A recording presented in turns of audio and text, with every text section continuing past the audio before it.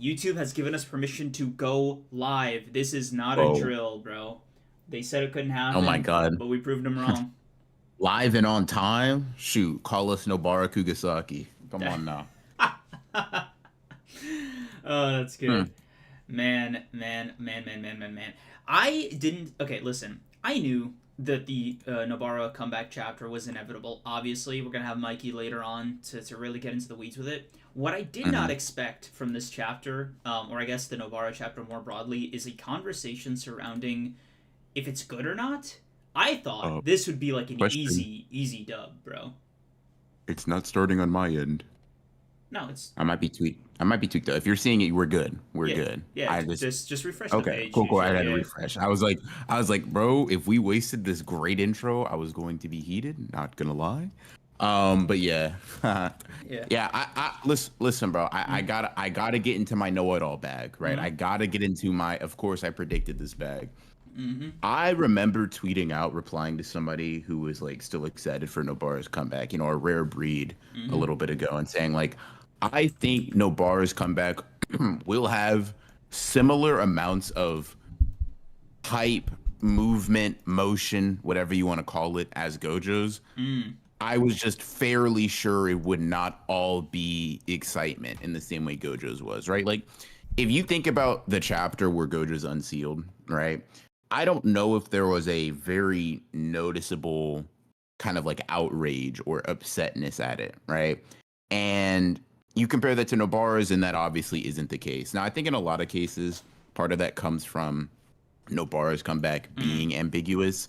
Okay. Nobody in their right mind thought Gojo wasn't coming back, right? If you did, wear a helmet, right? But in Nobara's case, while I do think that it made sense for her to come back, as she obviously is here Mm. now, it wasn't as set in stone as like literally we are going to unseal Prison Realm. That is the point of the plot where we are right now. So for a lot of people, I think it's twofold. Some people just don't care about the writing for it. Others kind of feel scorned by the agenda. You know what I Mm. mean? And I think that's also a lot of it. When you're wrong, take it from somebody who is, very rarely, but has been wrong in the past, you Mm. are a little bit less likely to be receptive to what you were wrong about, in my experience. That's fair. I like while I can kind of sympathize with that, as a person who's had opinions before, I Hmm. do I do find sometimes that I am not the in total alignment with most people who read these chapters. Not in like a good or bad way, just in a way that I'm like, whoa, I didn't. I have to like I'm like, oh yeah, people will perceive things differently with art. So this chapter was like one that I was just so hyped for, right? Because of like Hmm. all the agenda shit, like all the conversations, like the stakes with what Nobara's comeback meant to Gege that we've discussed 1,000 times now. Hmm. Hmm. Um, what I did not realize was that there were people who had the perspective that like they wanted Sukuna to be defeated in a way that wasn't JJK like, to put it bluntly. Like Mm. they wanted a sort of Super Saiyan moment for Yuji, the best I can tell. And again, not to be insulting, it's just like to me this thing of Nobara coming back after waking up like 30 minutes ago is like classic JJK. Like this is who Gege is. But I've seen a lot of people, disagree with that. And For better and worse, actually, yeah. in my opinion. Yeah, but it's I don't. him. That's what I mean. Yeah, Yeah, it yeah. just wasn't a surprise. So Hmm. when I saw like shock and awe, I was like, why? Like this is within Gege. Like this is some shit he does. I think so, but I'd like to call back to something that you said to me when I was sort of justifying one of Gege Sukuna-isms, right? You remember Mm, when we were talking about like Jacob's ladder and how at this point it was kind of I was like, yeah, I mean, duh, of course Jacob's ladder didn't work. The doy, right? Sukuna Sukuna. And you were like, are we lowering our standards for JJK because that's how he writes it? Now, I think we can get into that more when we actually really talk about the chapter, talk about the context of like the community and all that stuff. mm, But I do think that I don't think that because Gege does it it is a thing beyond reproach. It's a decision beyond like criticizing vegans. I've been on the record numerous times for being like, yeah, no, I know Gege does this. It sucks a lot. It sucks whatever he does. But I happen to be on the what I would consider, and I think a lot of us in chat would consider the winning side of this, right? This is one of the Gege-isms where I'm like, oh, I get to win on this one. Thanks, buddy. I remember I like your art and all that stuff, right?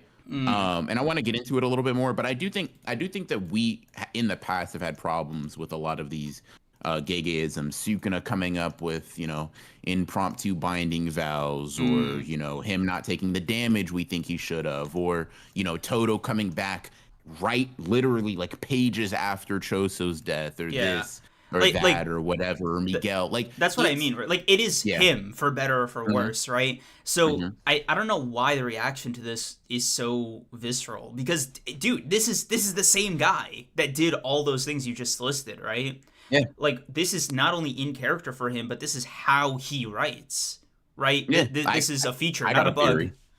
I got a theory. Go ahead. Spit a lot of the people, right? And this is not even saying they're necessarily wrong in their criticisms, because even I'm looking at this, and like when I try to remove myself very, very, very toughly away from just like the gas of just being right and being like, yes, Nobara, you're back, let's go, right? I still do. I'm like, I have some things I want to talk about in regards to it, but like I said, I'll save that for a little bit later in the stream. But I think in a lot of these instances, this is their first time being on this end, right? So like, let me give you an example, right? If you're a Sukuna fan, if you're a Gojo fan, if you're honestly, people like to pretend, Yuji gets shafted and all that stuff, and maybe you could say he kind of does, but even if you're a Yuji fan, right? You don't know hunger the way a Nobara fan does. You just don't, right? Let me get in the oppression Olympics real quick here, right? a Megami fan, there is, if you're a Kenjaku fan, right? Shout out one of our homies, right? There, in recent time, they haven't had to have that sort of stylistic choice of Gege chin check them, right? It's been, oh, Kashimo gets diced in Blitz and gotten off screen. Oh, this happens to Higuruma, or Yuji's made the fool, or this, or it's Yuno, so or it's Akari, it right? hasn't up until my code yet. Sukuna fans haven't been embarrassed like this before. Not really, right? They had like Fraudkina, right? But it's like everybody kind of looks silly when that's a year ago, and Sukuna's been on a tear, right? And the thing is, people didn't really take issue with Sukuna's actions. They took issue with like, y'all are acting stupid, blah, blah, blah, right? And in all honesty, it was mostly funny, right? But a Sukuna fan getting embarrassed like this, that's unheard of. Someone that hates Nobara, like a character you don't care for or you even dislike, getting the Gege-ism in their favor, I imagine that's new for a lot of people, right? Everybody loves Todo. Nobody's mad when Todo was gone for 100 and something chapters and came back conveniently, because everybody almost unanimously loves Todo. That's not the case for Nobara, right? It just isn't. So when she comes back, you now have the people that say they're about Gege style and say they're about this, that, and the third, but they haven't had to test it in the fire yet. They haven't really had to go out and be like, no. When I would disagree with the decision, how do I feel about it now? Because it's easy to be like, that's just Gege's writing style when Kenjaku and Takaba are fighting or whatever, right? Like, oh, okay, this is such an unorthodox fight. You like these characters. I'm happy for you, but of course you're cool with it. You already are inclined to like them, right? It's a decision that's in line with your mentality. But when Kenjaku gets cut short and y'all think you're not getting y'all think you're not getting this, that, and the third, right? Like, I've seen merger dozens merchants, and bro. dozens of people, right? They're down bad. And listen, y'all, they still may get the merger, right? Like, I'm gonna be real. If Nobara can come back with 5 chapters, I don't see why realistically the merger can't happen and not be consequential or happen to get shut down in 4 chapters. I'm not even eliminating that from the thing, right? But you're a Kenjaku fan, you're a Sukuna fan, right? how does it feel to see your goat opening their mouth like that statue Sukuna making fun? Like they've had the last laugh for like a year, right? And that's cool. It's whatever, right? That it comes with being a fan of the villain. But now that the shoes on the other foot, they notice that it don't fit that well. They notice and they don't. Damn, bro, I don't like high tops. I don't like how this shoe fits. This is not fun over here. And all I'm saying is, hey man, hey man, this has been Gege for better and for worse. Like you said, this is how he moves. It's now just shoes for on the other characters foot that we care about. Yeah. It's for characters that you like. You know, I'm up. Nobara fans up. You're up. Mikey's up. If you're not a Nobara fan, this shit probably got to feel like a kick in the teeth. Does this not imply, like, not to instigate, right? But does this not imply that, like, according to this logic, Sukuna fans are a little entitled, a little spoiled, even that this is like the first like dissonance that they've had about this? I would say that it's just okay. The perfect example. It's not even it's somewhat entitled, but I think what it more shows is that in a lot of cases, I have a specific random Twitter user in mind when I say all this. By the way, so that's why I'm coming off of some heat. I have them envisioned in my mind's eye, bro. Drop his name right now, bro. Drop his I don't drop know his home address, bro. Home address is crazy, by the way. You know, Cream said that, not me. I don't endorse that. No, but when I like there are certain ideas that stick with me, right? That like, oh, if you know, okay, Kashimo's fight should have been short. It was important for the themes and such, right? Okay, I've more or less come to terms with it. I'm just like, anime, give it the Maharaga treatment, maybe even half, and I'm chilling, bro. I just want it to look cool, right? Kashimo, you know, that's all I want, right? But I've more or less come to terms with that's how it was going to be. That's how it is. That's fine. You know, doesn't can't really do betray the character. Can't do anything about it, right?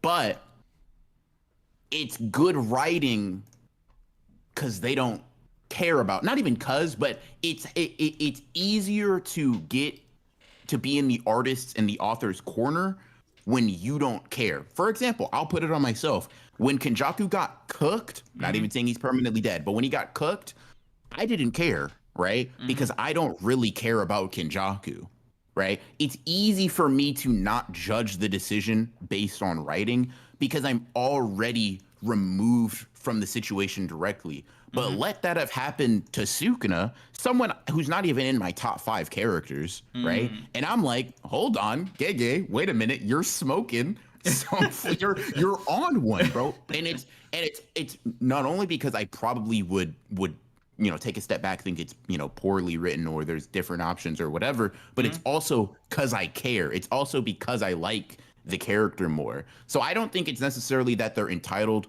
all the way. It's more so that their ideals or their perspectives on Gege's writing haven't had to hold it up to scrutiny in a lot of the ways that they've kind of been saying, right? It's y'all just don't get it. Gege's this kind of writer. He's subverting shonen tropes until it's a trope or an idea you don't fuck with. And that's fine. Don't fuck with what you don't fuck with. Like, I'm not mad at it, right? But let's not pretend like let's be honest. Let's put all our cards on the table, right? Me and you, we're the same. You're not smarter than me. You're not better. You're not a better fan than me. It just wasn't your GOAT, and that's okay. But now we're now we're moving in step. Now Sukuna's looking like a dummy because of a random ability random ability that came back. It happens. Listen, I could imagine seeing him like eyes rolled back and again like on his head in September, in the like, you know, late summer, early fall, trigger some uncomfortable memories for Sukuna fans, right? Yeah. You know, me, kind of playing in their head on loop. I get it. Wah. Maharaga, please. Yeah. To a Black Flash too? Crazy. Yeah. Like, I get it. I can understand where I just clocked that. Wow. To a Sukuna fan, I can understand why this might be a sensitive time for them, right? But a thing to all the Sukuna fans out there that might not be fucking with this, understand, you know, a few things, right? One, the Sukuna cycle has to end somewhere, right? Especially with 5 chapters left. Like we are wrapping up, right? He wasn't gonna win, 5.5 times. Like, you would have to think Sukuna was the hero of JJK to like have this opinion. A lot of people thought he was gonna win, bro. A lot of people thought he was gonna win. It's an unfortunate thing. It is what it is. I wouldn't even put that shit in past tense, like, definitively. Yeah, a lot. Yeah, no, that's fair. That's fair. A lot of people do probably still think Sukuna is gonna win. So like, I get it, right? Yo, Sukuna's hilarious. Yo, Sukuna. It's just Sukuna fans getting hot flashes while Sukuna gets black flashes. That's crazy.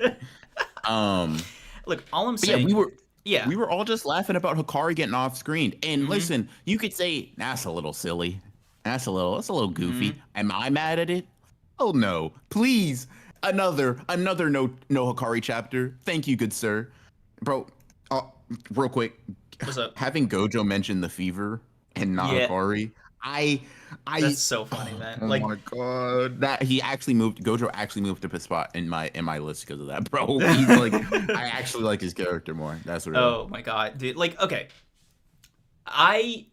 we can kind of split hairs about it a little bit more when we get into JJK proper, but there's something so interesting to me about whenever I see Sukuna fans like on their shit. For better or for worse. Again, not saying it's bad inherently, just that it's an observable thing. It's an observable reality. When Sukuna is up, they get real metaphysical with it. They're like, this is what the Demon King represents when he climbs up. It's like, what did you say when he climbed up Angel's Jacob's Ladder? It was like Jacob's Ladder. It was the fallen one ascending. Yeah. Come on now. Right? Like, that's like, Sukuna fans are so slick with it. Like, when they're up, because they've been up for so long. But when he's down and you get to see what's behind the veil, I think that's so much funnier. And honestly, a lot more straightforward, a lot more honest, a lot more direct. Because, dude, you just fuck with him. It's okay. Like, you can be upset that, he's currently getting his shit rocked, being spoon-fed to him because he's, a big baby, and all that. But you can also appreciate that, hey, bro, the Demon King's wings are getting clipped. Can you not? Demons' wings are getting clipped. You love to hear something like that. Oh, yeah. Oh. Yes, sir. Yes, sir. Yes, sir. I like it. Yeah, you're liking a bit. I don't know if you changed anything, but... Hold on. Yeah. Damn, you fixed that instant. Oh, no. I was like, oh, he fixed that instantly. The call just ended. Can you say something? BR? Yeah. Oh, what the fuck? Okay, maybe I'll rejoin. Ooh. Okay. That's odd. Can you hear me? I can hear you. Yeah. That's weird. Something happened to your connection, or? I don't think so. I just been kind of chilling here. Should be fine. Yeah, okay, everything's back to normal. That was cool. Weird. I hit you with it. Yo, creams. But yeah, it's a very fun thing to observe, because you don't realize that they're Sukuna fans until he's down. And I'm sure if you see most of these tweets, it's like the Buddhist symbolism of Sukuna's techniques. And then, Sukuna's eyes roll in the back of his head, and they're like, no, my glorious king, please, Maharaga. Like, they start fucking summoning. No, that one was judgment on my part. That's my bad, Sukuna fans. Listen, man, I'm not even like, the judgment isn't that they're upset about that in part because Sukuna's their goat. It's more so it's more just acknowledge. For me, it's more of an acknowledging of every time I see like a certain demographic be like, oh, this was a horrible decision on Gege's part. I'm like, no. No, this is just Gege's style. You're just not willing to approach it honestly and earnestly. It's like, isn't that what you say every time? Yeah. I don't like that. I don't like this. Nah, that's just Gege. No. Approach it properly. Dude, okay. Listen, okay. I love one of our mutuals like a brother, right? Absolutely love him like a brother. But there's a small part of me that wants, like, the last chapter of JJK to be a full Sukuna backstory. and like giving excruciating detail about every part of his character, his beliefs, his powers. Like I want a full dissection. I really want to understand Ryoma and Sukuna. To me, the funnier outcome is next chapter they're locked. That to me, like, and I mean like Gege Goat type of locked. That would be it would just be funny, man. It would be so hilarious because it would fuck. Bro, I want that, but I want that Fall of JJK video so bad at the same time. Like, bro, if I get Yuji, the self-made hypocrite, fuck, hey, dude. Bro, hey, bro, don't spoil my videos, bro. Don't spoil my videos. I'm on it, bro. I'm on it. Oh my god, dude. That I might have to like do a full like face cam reaction stream on that one, not gonna lie, bro. Like what? Oh my god. What a good point. Can you believe he said that? Fuck. I'm not gonna lie. Real quick, just since we're on the topic, I don't think Sukuna requires a backstory, but this is another one of those things where I don't know if I buy y'all's conviction on thinking that Sukuna having a backstory would ruin him. Like, let's be dead ass. 20 chapters ago, Sukuna gets a backstory. No one is saying he's a worse character for it. Maybe. Okay. Maybe. I can't speak to y'all's hearts, but all I'm saying is I don't really buy it. And I tweeted something out because it came to my mind. I'm like, be honest, gun to the back of your head, how many Gojo fans that were like really into JJK, kind of like as we have it now, right, would be like, Gojo needed and super in-depth backstory, right? Like, it's necessary for the character. I bet you could find people that were like, nah, bro, we don't need to know more about Gojo. He's a mystery. He's an enigma. He's the strongest. And hidden inventory rolls around. So and motherfuckers love it. It's like just seems to be one of the best arts for Gojo's characterization. So let me say something. Right? Because I'm on the we don't need a Heian era flashback, but I would love to see one camp, right? The reason I don't think we don't need it, there's a few, right? I made a TikTok about it, but generally, like, the gist is, one, I don't think it necessarily adds too much to who Sukuna is in the current day, right? Like, Sukuna would almost have to be an entirely different person in the Heian era for it to be, like, worth following him, right? Because if he's the same guy, but with the added certainty that he's, fine, like, he's just perfectly, like, he's just okay, he's just moving with, like, without much trouble, then there's no point if there's no, like, real conflict there for him, right? Two, this is, like, it's an implication for me, but looking at the Heian era crop that Kenjaku made pacts with as, like, a sample, I don't know if Heian era sorcerers are so much better than where our main characters are at right now at their peaks that it's, like, worth divesting the story for a couple chapters to focus on it, right? Like, I don't think we're gonna learn a lot of new shit. No, I agree. Yeah. So, like, again, cool to see, like, world building wise. Okay, give me a Sukuna light novel, and I'll eat that shit up, right? Give me a Heian era flashback in a light novel, and I could eat that up, right? World building wise, characterization wise, I'm down. But is it necessary? Is it, like, going to add a lot more context? Is it going to... Is the current part of the story now going to get a, like, overhaul thematically, tonally, contextually with a Heian era flashback? Probably not. Because Sukuna is just a kind of a static character. Yeah. Sorry. Yeah, I was gonna say something similar where I feel like Gege has written Sukuna in a way to where I think what enticed a lot of people for a Heian era backstory in the past, it loses a lot of its luster. Like, okay, I've seen Yorozu, I've seen honestly, a Heian era backstory would probably do more for Arame's character than like Sukuna. Like, I don't which is simply to say that for better or for worse, the Heian era has lost a lot of its, like, mystique. I don't know if But also, like, for some reason, Gege insisted on, like, not all the reincarnated sorcerers being from the Heian era. So people like Kashimo, people like Ishigori, people, like, they're not, like, from there, right? They're closer to the current day sorcerers than they are to Sukuna, right? Like, mathematically. So I don't know why Gege decided to do that, right? Like, why? I mean, why Red? I guess why? Like, I'm sorry. It's just like you chose Reggie over, like, a hypothetical Heian era, like, beast on paper, and I'm curious about that as a decision. I don't know. Yeah, I mean, I guess if you look at, like, Kashima's not even from the Heian era. He's, like, a couple hundred years removed, and it took, like, you know, it took pillow punching Kinji Hikari or whatever, right? And some, in a nice bro. bath. But I imagine that, like, Ishigori's not from then, Uro is. But yeah, like, Heian Era sorcerers, I guess that was the golden age of it.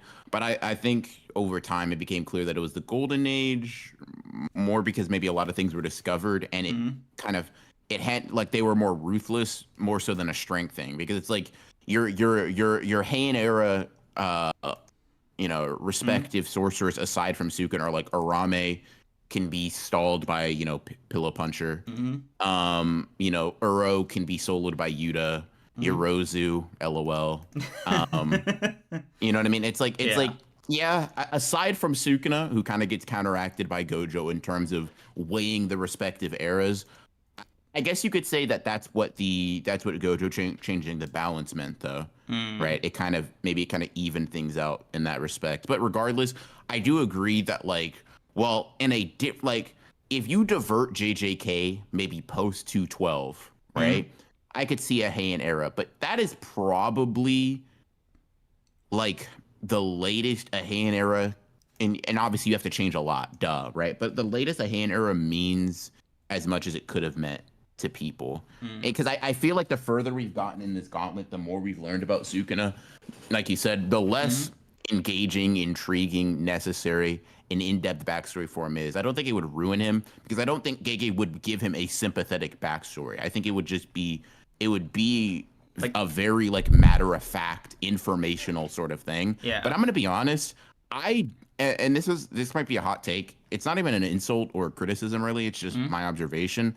I don't think Gege has a particular knack for that part of storytelling anyway, like lore dumps and world building. And I'm gonna be honest, I don't really care personally, just the way I read JJK and maybe even stories more broadly. But like a backstory that serves the function of giving lore and like world building stuff is cool on paper.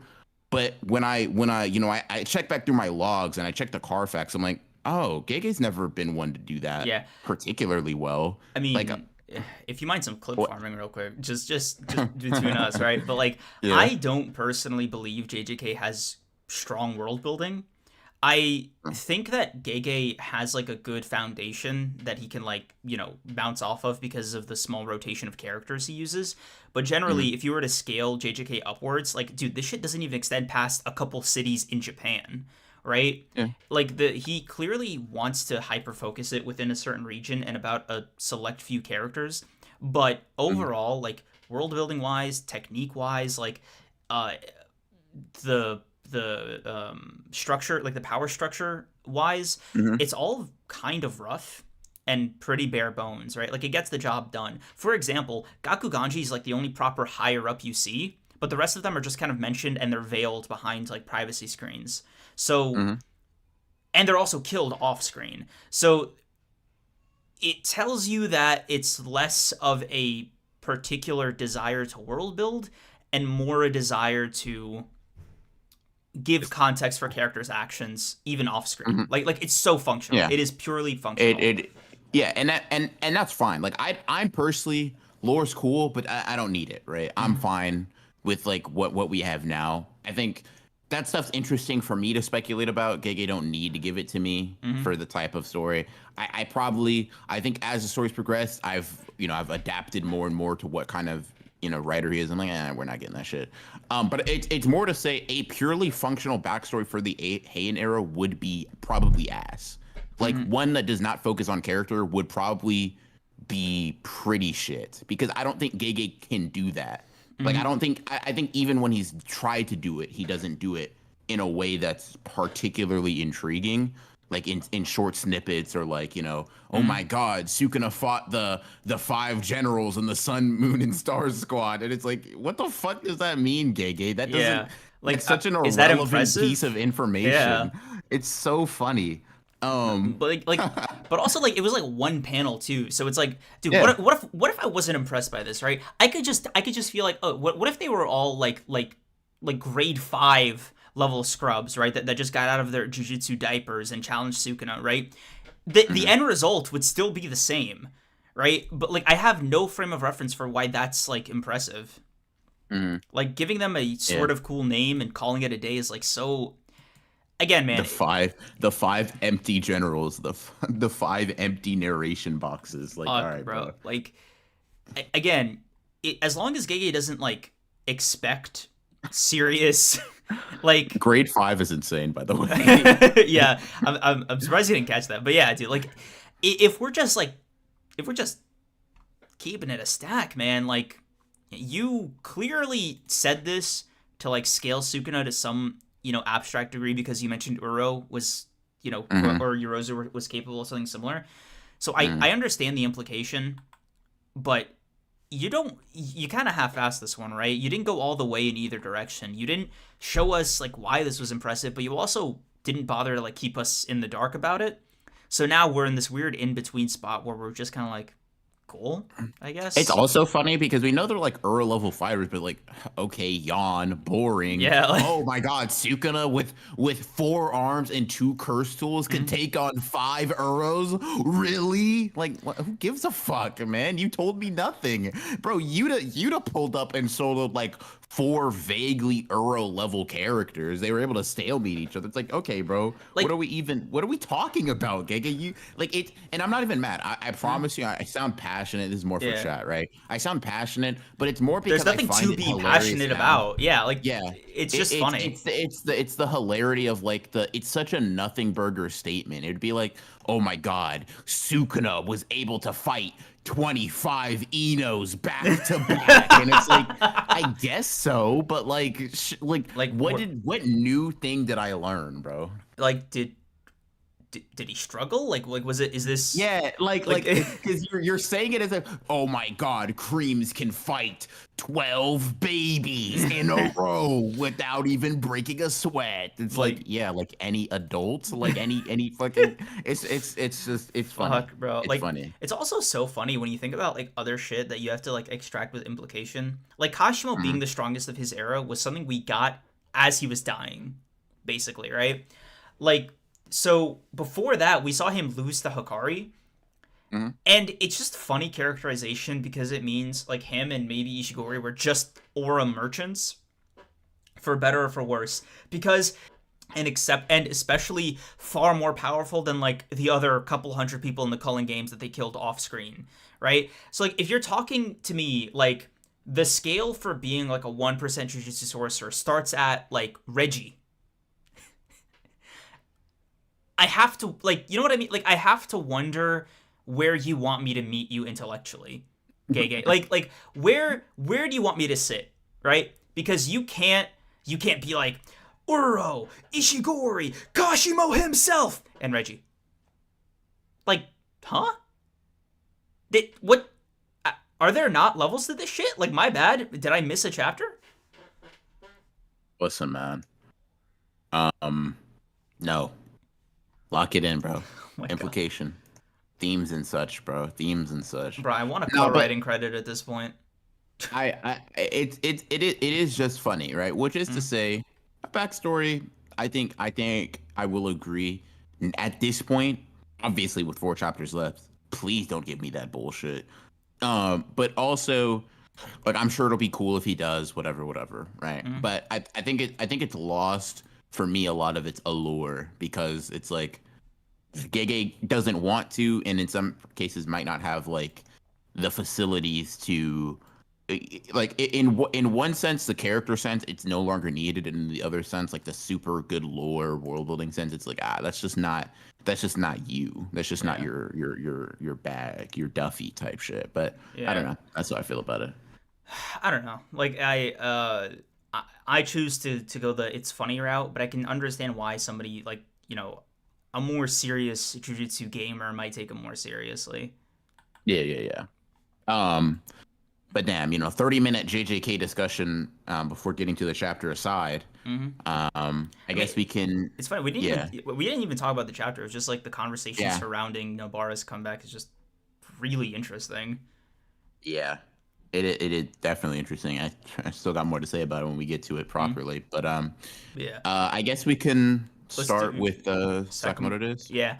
Man, gambling is at an all-time high in my life right now. Like, not even personally, not, Congratulations, not bro. good, not good, bro. But like, I just mean like, I cannot get away from it. And what's his name? Suzuki is not helping my case, man. Like, between the After Dark streams and everything else happening, I cannot get away from this gambling fever that seems to be pursuing me at every turn. And Sakamoto days, Taurus specifically is not fucking helping. He's like, I just want to make sure you're a good investment. God, you're such a bad gambler. And now JJK is talking about the fever. Like, this has got to be your fault, right? Like, we agree on that? Nah, bro, that's all on you. You're the one who brought it up in the first place. Before we get into it, actually, though, did you want to read a lot? We gotta Yeah. get some super chats piling up. So let me see. Jane 3011, thank you for the 5. I'll be honest, folks, I almost lost hope, but Mikey carried me back up, and now we're so no back. Yes, Thank you for the 5, man. I'm so excited to when Mikey joins. He's better. He said he's got some plans, chat. I fucking told you. Mm-hmm. Yeah. Sleeping Danger, thank you for the 14. Streets comparing this to Bakugo is wild.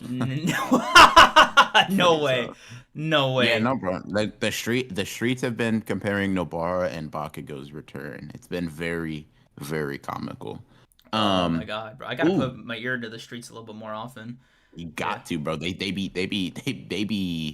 funny as hell sometimes. They're chirping right now, yeah.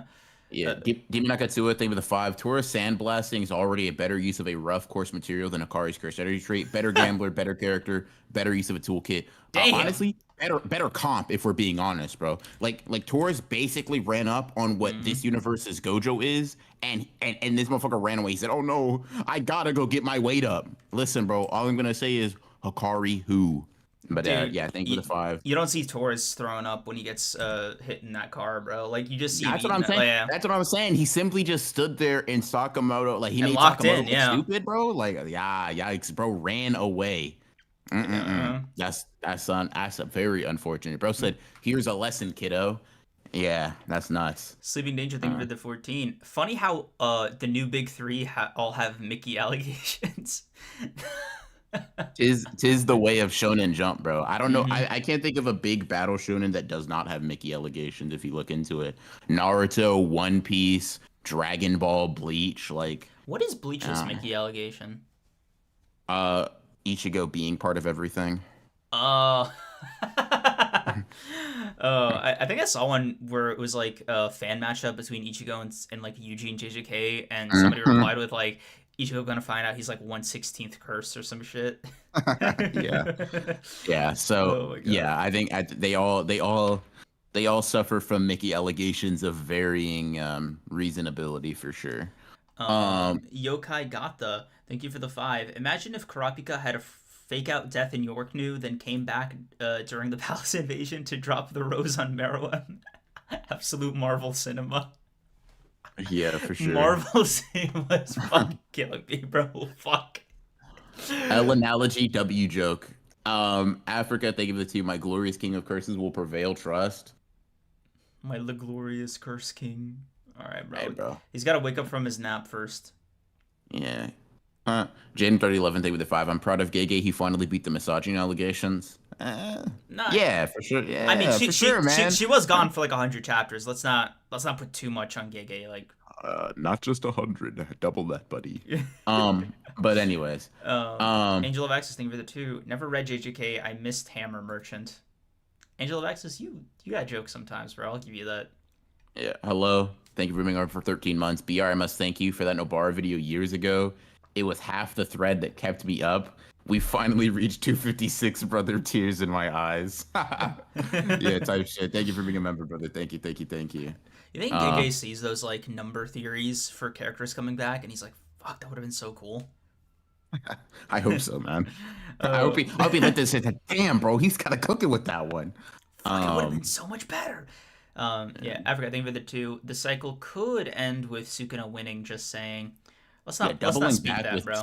two back-to-back Sukuna glades is kind of crazy, but I respect the hustle. Hold on.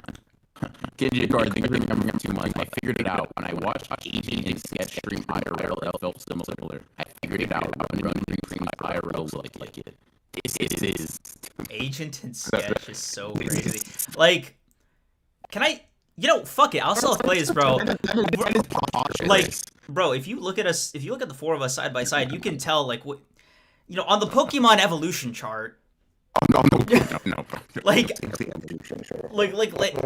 no offense to Sketch and Agent, right? Love them like brothers, but like, let's not go crazy. Like, they. Listen, bro, do you agree? Like, stand with me here. Listen, bro. I'm not gonna say on the Pokemon evolution chart, bro. That's like I said, that's just as absurd. I'm just saying, bro. They don't look like me. I don't look like them, bro. That's all I gotta say. Like, dude, Andre and Rob were at least in the same category, bro. Fuck. Oh, damn. Roborone moment on that. Fucking hell, dude. I hate Discord so much sometimes. Yeah, you and me both, bro. You're not the one that has to sound like a robot, bro. You're not cursed with this metal body. All right, Ultron. DC through the 5. Sukuna fans can't handle 0.1% of pain Nobara bros have felt during the whole time she's been gone. Delusion became reality. I feel like Takaba. Yes, sir. The Lulu is the Salulu, as one TikTok chatter said. Google me. Thank you for being a member for 3 months. Gojo developing the Hikari mentality, plus Yuji putting his curse technique next to Gojo's in usefulness. Stand proud Hikari fans removing stronger than Yuta's. You're so embarrassing, but I respect the hustle. But yeah, thank you for being a member. Mm-hmm. Jude, thank you for being a member for 11 months. Sukuna and Yuji fans winning either way. Hey man, fair enough, bro. Let's see. Shadowstar thing with the 5. Notice how Gojo said something censoring Hikari's name. I fuck with it. Hikari related. He died. Anyone who's interacted with him has either died or been severely injured. Noticing rest for the gambler. God, Shadowstar, just a constant hater, bro. You and Demon Akatsuha. I fuck with it. Mm-hmm. I fuck with it. M3D thing for the 2. Witnessing a story plateau at JJK retrospective. Hey, write that down. No, I already wrote it down when I saw the Superchat initially. Obligatory thing for the 2. Also to Cream's point, the Ainu Society. The what? What? I think it's a JJK thing. I don't know. Gege might. Bro, I don't think Gege remembers that shit. Demon Akatsuha, thank you for the 5. I feel. Oh, it's in volume 0. Dude. Demon Akatsuha, thank you for the 5. I feel the issue was that the Culling games felt like part 1 and part 2 would be reaching Hayden level. At least that's my take from back then. Man, JJK was full of so much potential. In pre-chapter 150 around like Jujutsu Kaisen, untapped potential. Oh, yeah, dude. You're right, bro. Okay, BR, video idea for you. The chapter Jujutsu Kaisen died, and it's like the one after Gojo comes back, and there's a time skip. We should have seen the writing on the wall, dude. Well, first of all, I'm gonna say, we did. But I mean, bro, we do you did. know how much we were complaining about that shit? Yeah, yeah. I mean, like, no, you and I were locked in, obviously, but like the others. Yeah, of course. No. The others should have been. They should have been for sure. Mikeyuubi, thank you for being an honored one. We'll summon you when the time is right, brother. Don't you worry. Yeah, we'll get you in here. But yeah. Needless to say, Hikari's a bum. Yuta better. Sakamoto got cooked, bro. I was actually kind of embarrassed for him. Yeah. This was like poor show. He took the loss like a champ, if that's any like for what Torres was pulling on him, I think Sakamoto did as well as he could with like how rusty he was. I do find it interesting that I've never seen a sandblaster in like a manga before. Because that shit doesn't make sense, bro. What do you mean I'm using a sandblaster? That's stupid as fuck. Two concealed sandblasters. Also, by the way, the cheap argument in reality doesn't work, bro. Because I'm like, okay, hold on. Let me reread how this shit worked, bro. Because he's like, if I could spend $44 on a couple of bullets, I might as well just use that shit on gambling, bro. But like, bro, you're telling me the sandblaster was cheaper?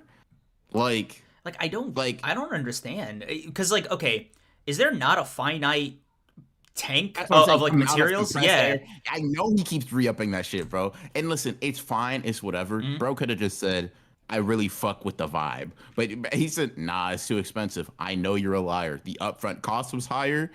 fitting that to be as potent was higher. It had to have cost more, and you refilling that pressurized tank had to cost more, bro. I know you're a liar. Yeah. Look, bro, all I'm saying is I fuck with this, he's superhuman, whatever. Hmm. Do you really have enough like whatever mineral you have in there to blast like the bottom of a monorail? Like I Hey, just bro. Hey, bro. You know what really got me, mm, honestly? I was like, dude, this was the guy. This Sakamoto should not have gotten any weaker from when he was scrapping with Takamura. mhm. Like, he got cooked, like, Yeah. quick. Like Like, by damn, bro, a are dude who you? was holding back too.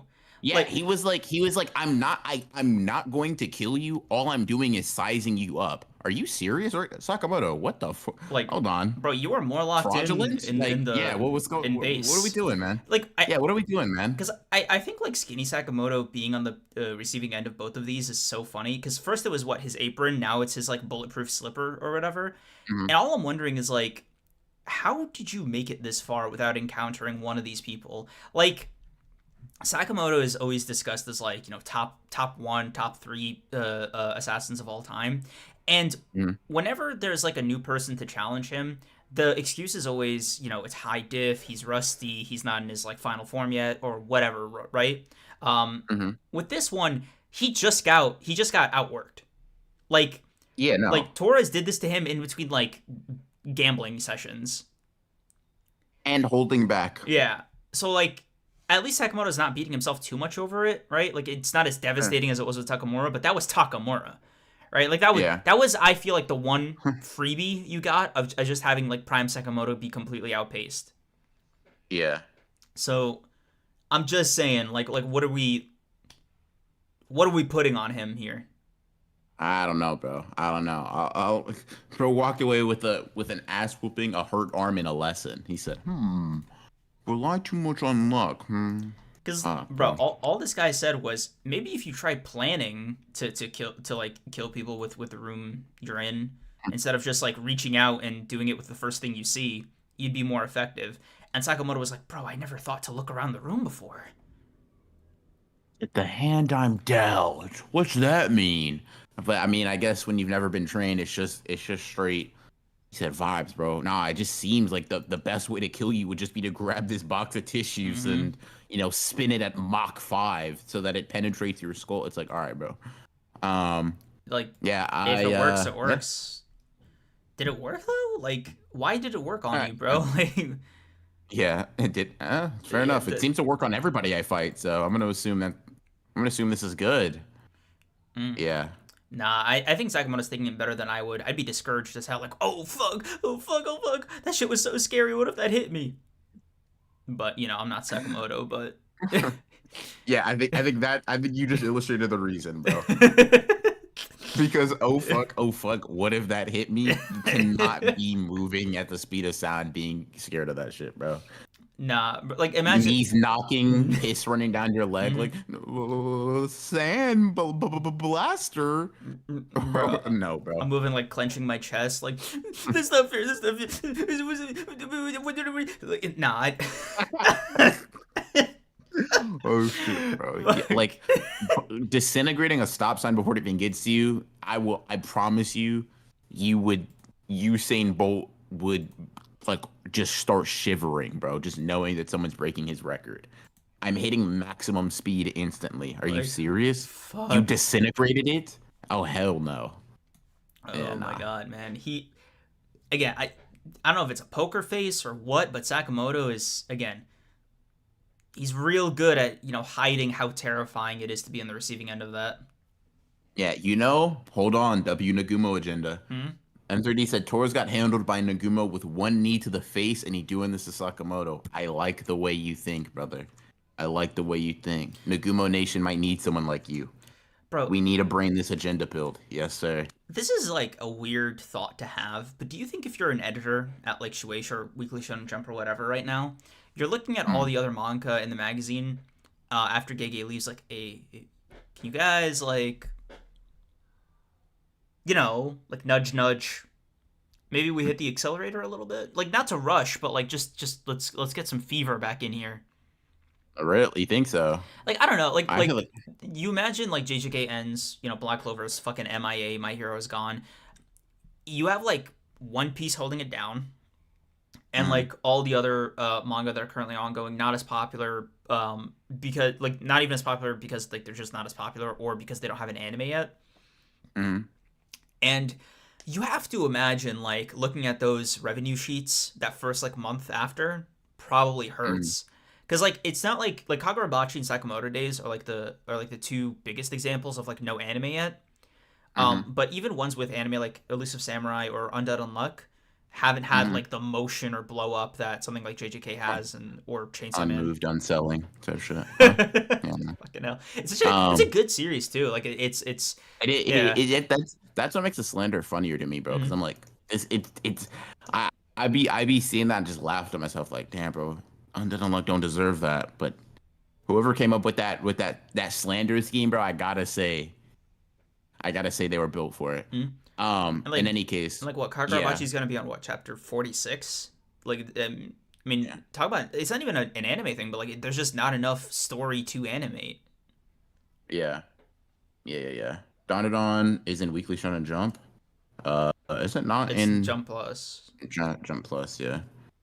Like, Don will probably get some motion though. Don will definitely get some motion going. yeah, like all I'm saying is I feel like there is a sense of urgency that is going to happen as these, dominoes fall, especially JJK being the immediate one. But I already feel like like the weeks that Oda is on break. Let's say he takes breaks every 3 weeks, right? For that first like 6 months after JJK ends, I can imagine the red lines, the red minus signs Mhm. on like the books for Shonen Jump are gonna hurt. Like I think next year, I don't know how long it'll take, but like editors are gonna be having some tough conversations with manga right now. Listen, bro. Yeah, I mean, but I feel like for a lot of these, like they're already naturally wrapping. Like Mission Yozakura is in its last arc and heading to its climax. Sakamoto Days is probably in its last arc if just what they've been talking about is anything to go on. Mm, And it's like, yeah, nice. Nice. Some of your oldest manga getting out the magazine. I'm gonna be honest though, bro. mm. We gonna need some. First of all, please, God, not another Exorcist manga. Fuck me. Please, bro. Oh yeah, dude. I don't know why that's like such a big thing. Like why They just fucking love it, bro. Like or New Age Exorcist, Ultimate Exorcist or Kiyoshi. or low key, even JJK counts as one technically, but low Yeah. key, you think they just get like that submitted the most? Like you think it's a bias of submission? Like they just I get mean, more like Exorcist manga. I think Yeah. I think it's a loop. A lot of Exorcist manga, I guess in recent history, I guess maybe specifically, Hmm. do well and inspire people, so they get a lot. And then the people that maybe wouldn't normally draw an Exorcist manga are encouraged by their editors to do one because they think it gives them a higher chance, Mm, which then it then feeds back into the loop. Yeah. I interesting. remember Shadow Eliminators, not really, but I mean, yeah. Um, M3D think we're being a member for 9 months. Not gonna lie, Sakamoto losing aura points for losing to someone who belongs under a Compton underpass. Jesus, dude. Where's Ronald Reagan when we need him? Get this fiend away, brother. Yo, first of all, bro, we're the Honored Ones is not an anti-homeless podcast. I like, gotta let you know. like, I gotta let you know, bro. Like homeless people too, bro. Bro said, bros, "Where's Ronald Reagan? Where you need him? Are you the fucking devil? like, Like what the hell?" Bro pulled up as evil incarnate and said, "Nah, I need someone even worse. fucking I need hell, something man. beyond evil." Like, bro, that is actually like ridiculous to say. I'm actually just Like, flabbergasted. and the Holy like, bro, shit. him saying it with his whole chest is even funnier. Like, he was like, "Yeah, this is they're gonna love this This one." is yeah, not like he didn't even think it was a hill for him to die on, bro. It was just a hill for him to Yeah, stand. we He thought all he was gonna agree. stand with us up there, bro. Like, Yeah, nah, like man, we I'm not on all that agree, hill. right? Like, I don't know that hill, bro. I don't go there. That's not my neighborhood. That's not like, me, bro. like, guys, we all fuck homeless people. Like, right? Like, no, no. Yeah, no, bro. Like homeless people. Yeah, no, they. I personally speaking, think homeless people deserve, the same things you or I do. I don't think we should invoke the spirit of Ronald Reagan to have them come back. Like what? Yeah, honestly, M3D, I'm surprised you I'm not. He's a Mega Me hater. They're all. Never mind. Let me not say that. Also, Yes, I can. hold on. They're all evil. Hold on. I just processed something. A Compton underpass. Where's Ronald Reagan? Is this racially charged? M3D. Probably M3D's racist too. He said. Uh, He said my goat is Kreams, and I act just like him in every way. did he pass your melanin check? I don't know, but you know. You got that, bro. M3D, you know. No, bro. He said he's your understudy, so he's racist regardless. But bro could be first of darker all- than a black flash, and he'd still be racist. Bro. wait, That shit don't matter to me. wait, hold on. First of all, not racist. Second of all, even if I was, let me not say You are racist. Hold You've on. admitted it. No. No. What receipt do you have? Are you saying you're racist on stream?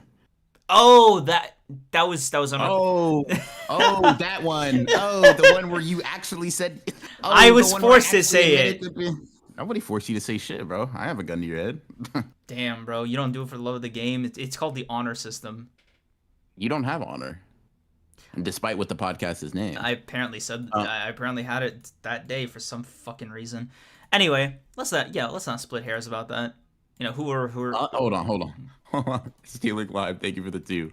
Undead Unluck haters are unloved and unimportant. dude. Undead Unluck is unacceptably uninteresting, or so I've heard. You guys are funny.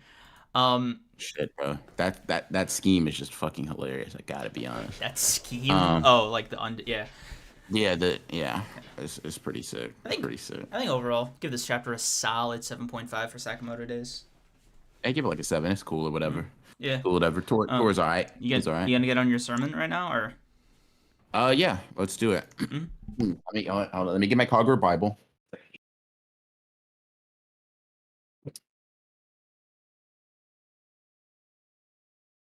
My bad. I thought JJK And world just building like that. would rival Naruto. Sorry, I just caught that. You thought JJK was gonna rival Naruto in world building? You thought JJK was gonna rival Naruto? Like, Uniquely ungood is crazy. but yeah. All right, I'll be right back. Yeah. Enough of that. That horsewash. That garbage. Whatever you were talking about.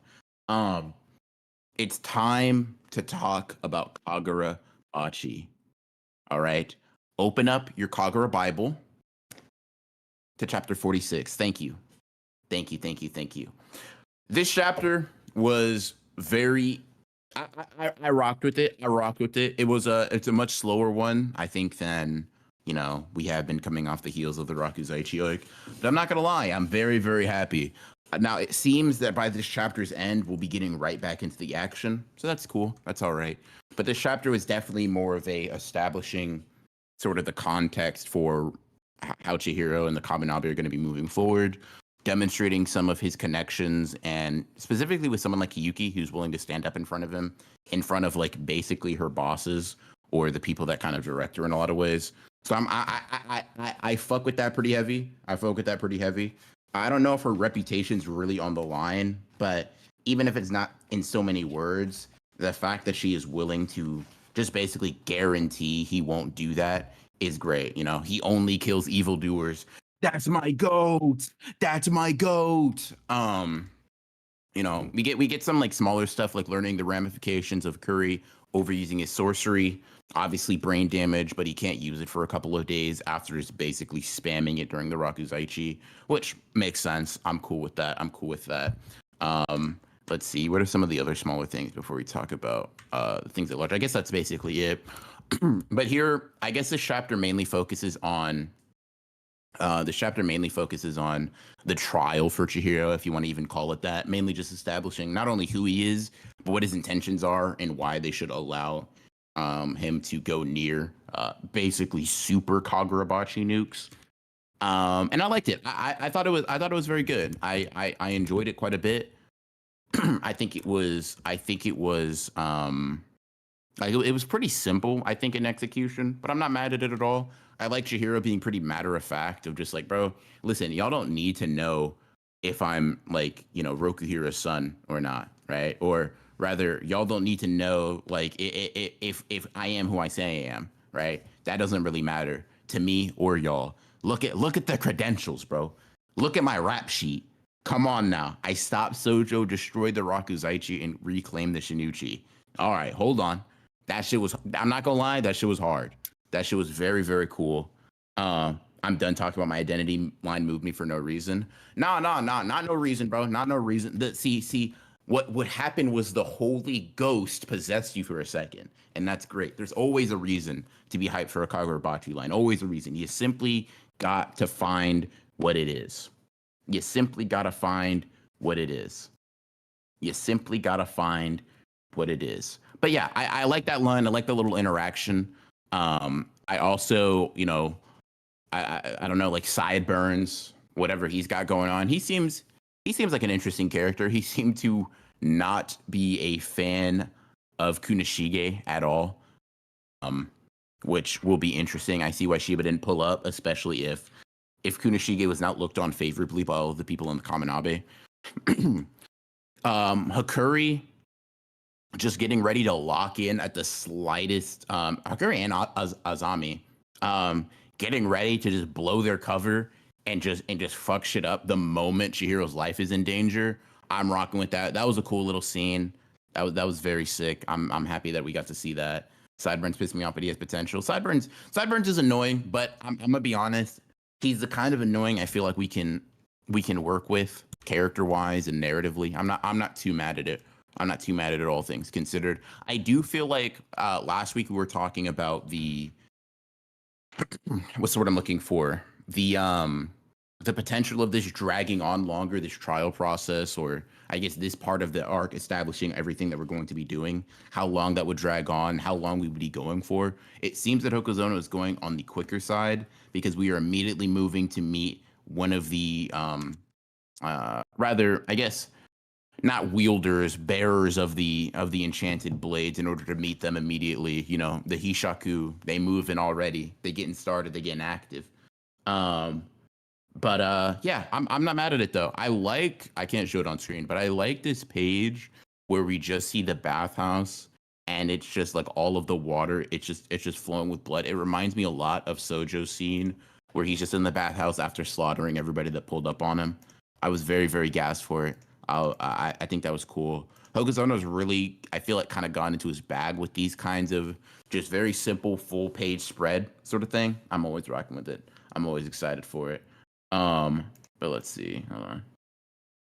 All right, bro. Let's see. But yeah. In any case, I like Curry. Obviously, Curry's still going to have a lot of impact here, but I'm excited about that.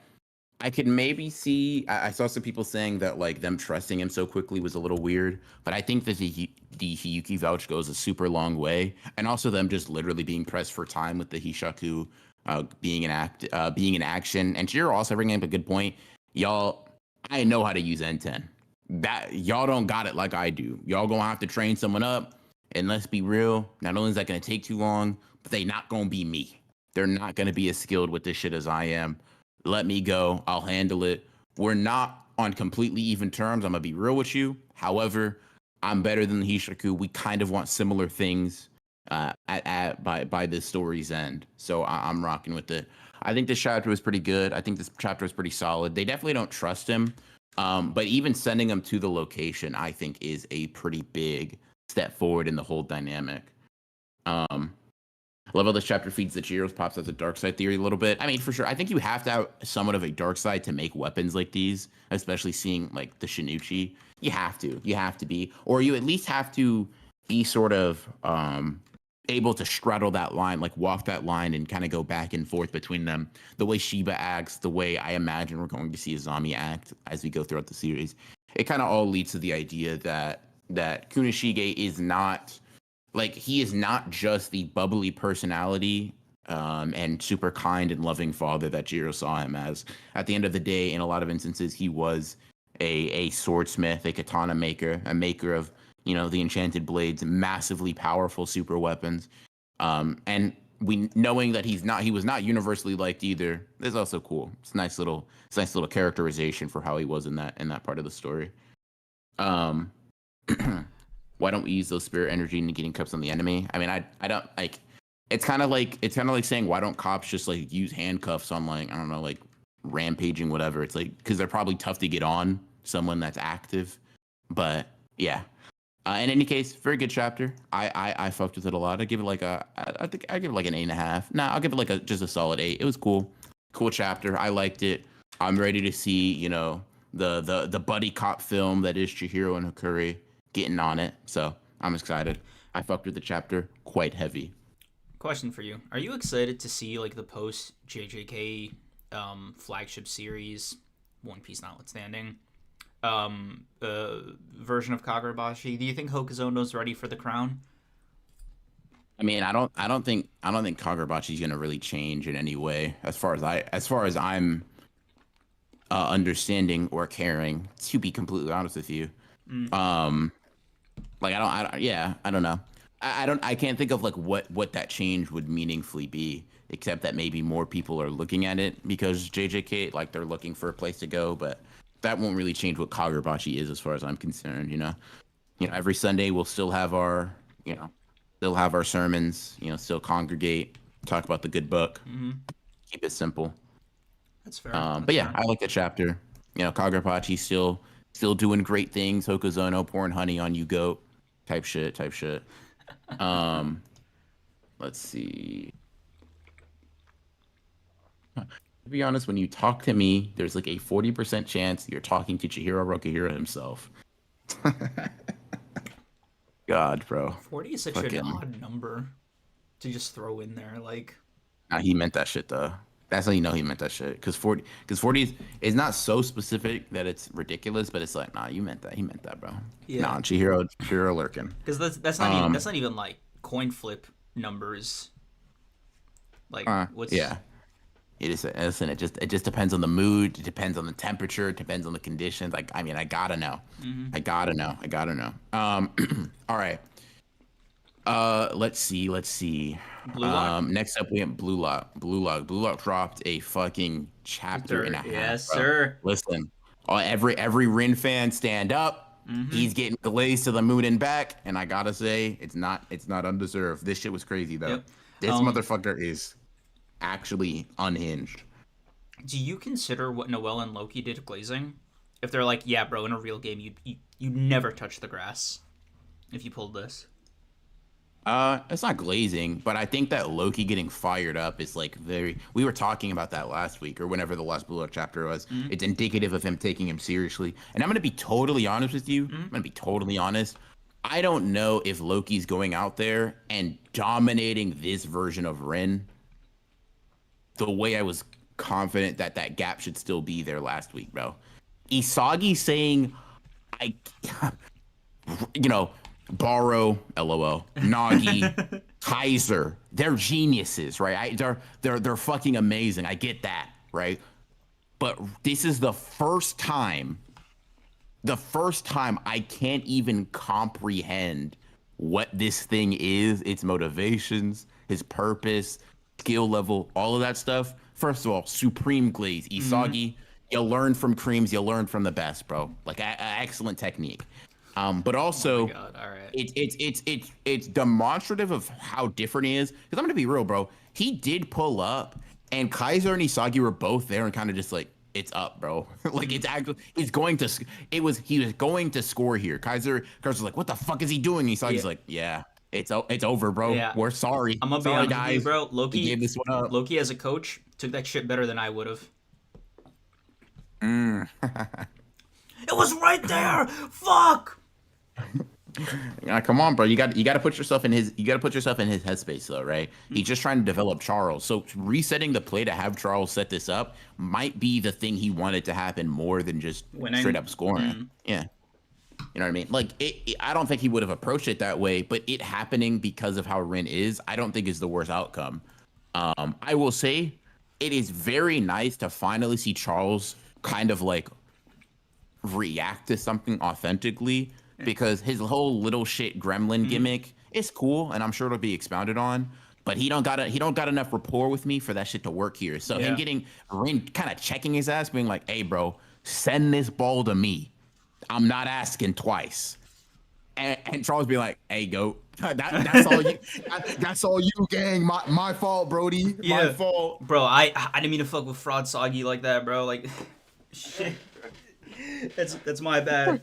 Listen, that's all on me, bro. Apologies. I gotta give it up, by the way. I gotta give it up. Like the low key underrated person of this chapter, Nanaze, bro. Nanaze did not once. He did not once even hesitate to follow Rin's bullshit, bro. Everyone else is like, even on his team, like, what the fuck is he doing? What's going on? Nanaze's like, next one, let's go. let's go. It's like, all right, bro. I don't know what kind of training y'all were doing to prepare you for this, but I'll give it up. I'll give it up for sure. Chad, Gots to. Is this aura? Is this aura I'm sensing? Also, I gotta say, as a Psy fan, yes, sir. Keep glazing. Listen, bro. Red being like, nah, Psy would call this shit lukewarm. Oh, I needed to hear that, bro. That blue lock power scaling just went off in my head. I said, oh, Ren's looking at Isagi and Kaiser not being able to do shit. Said Psy would have had that handled, bro. Someone act like my older brother. I need a real challenge. I said, okay. Bro, it also it's also a nice little passive way to confirm that Saya really was not taking that shit seriously in U20. He wasn't, bro. Like, bro started. No. Like, bro definitely was not. Bro, the whole time, like you would think he was gonna fall asleep half the fucking game. It's like, oh, until Shido, even when Shido joins, it's very obvious he's just like, blah blah blah. Let you score super goals, whatever. But that first half, especially. Not only do his fucking teammates kind of, aside from Aiku, like on the offensive end, kind of womp, but also it's very funny because the moment he decides he wants to score, he does, and he's like, all right, come on, go. How are y'all letting the midfielder outstrike the strikers? Like, lock in, bro, lock in. But yeah, dude, I saw this from Ren. I said, he saw goat. Hello. What do you mean you can't analyze them, bro? That's your thing. That's what we do here. Isagi Incorporated, bro. That's the motto. But nah, bro. Rin had him looking spooked, bro. Fuck. Bro, soccer aura is so fucking funny. Like, cause you imagine like looking at this shit from the stands is like, what the fuck is he doing? Like, why is his tongue hanging out? And why is he like not putting the ball in? And then you like, if you were to put on the jersey, get down there, and you just see like this fucking black demon with like fangs and shit. Like you think they're all like privy to each other's aura imagination? I don't know, bro. I believe that shit shows up, Ike. Like, I believe this shit's kind of visible. Because like, imagine you hit the track, you hit the pitch, and you just see this. Like, yeah, no, bro. I would literally shit myself. Because this shit is ridiculous, bro. Have you ever played soccer with your life on the line? Like, bro. No, really. I really and truly haven't. It's just a game. Fuck. He's like, and that's why I'm better than you, fucking loser. He picks your ass up by your collar and then shoots. It's like, bro, how do you do that? Yeah. How's that legal? I weigh 200 pounds. What do you mean you grabbed me with your left arm, jumped, and then kicked the ball accurately? Are you on something, bro? Like, are you like what steroids are these? Bro took the super soldier serum straight to the head. I'm sick. Yeah. Also, it's crazy shit, man. What's up? I just saw Crivo say side glazing in Big 2024. Watch it. I almost banned you on instinct. Jesus, it was close. It was a close one, chat. In any case. Yeah, no, Rin was on it. Fucking on. Bro said, this goal isn't good enough. Stupid.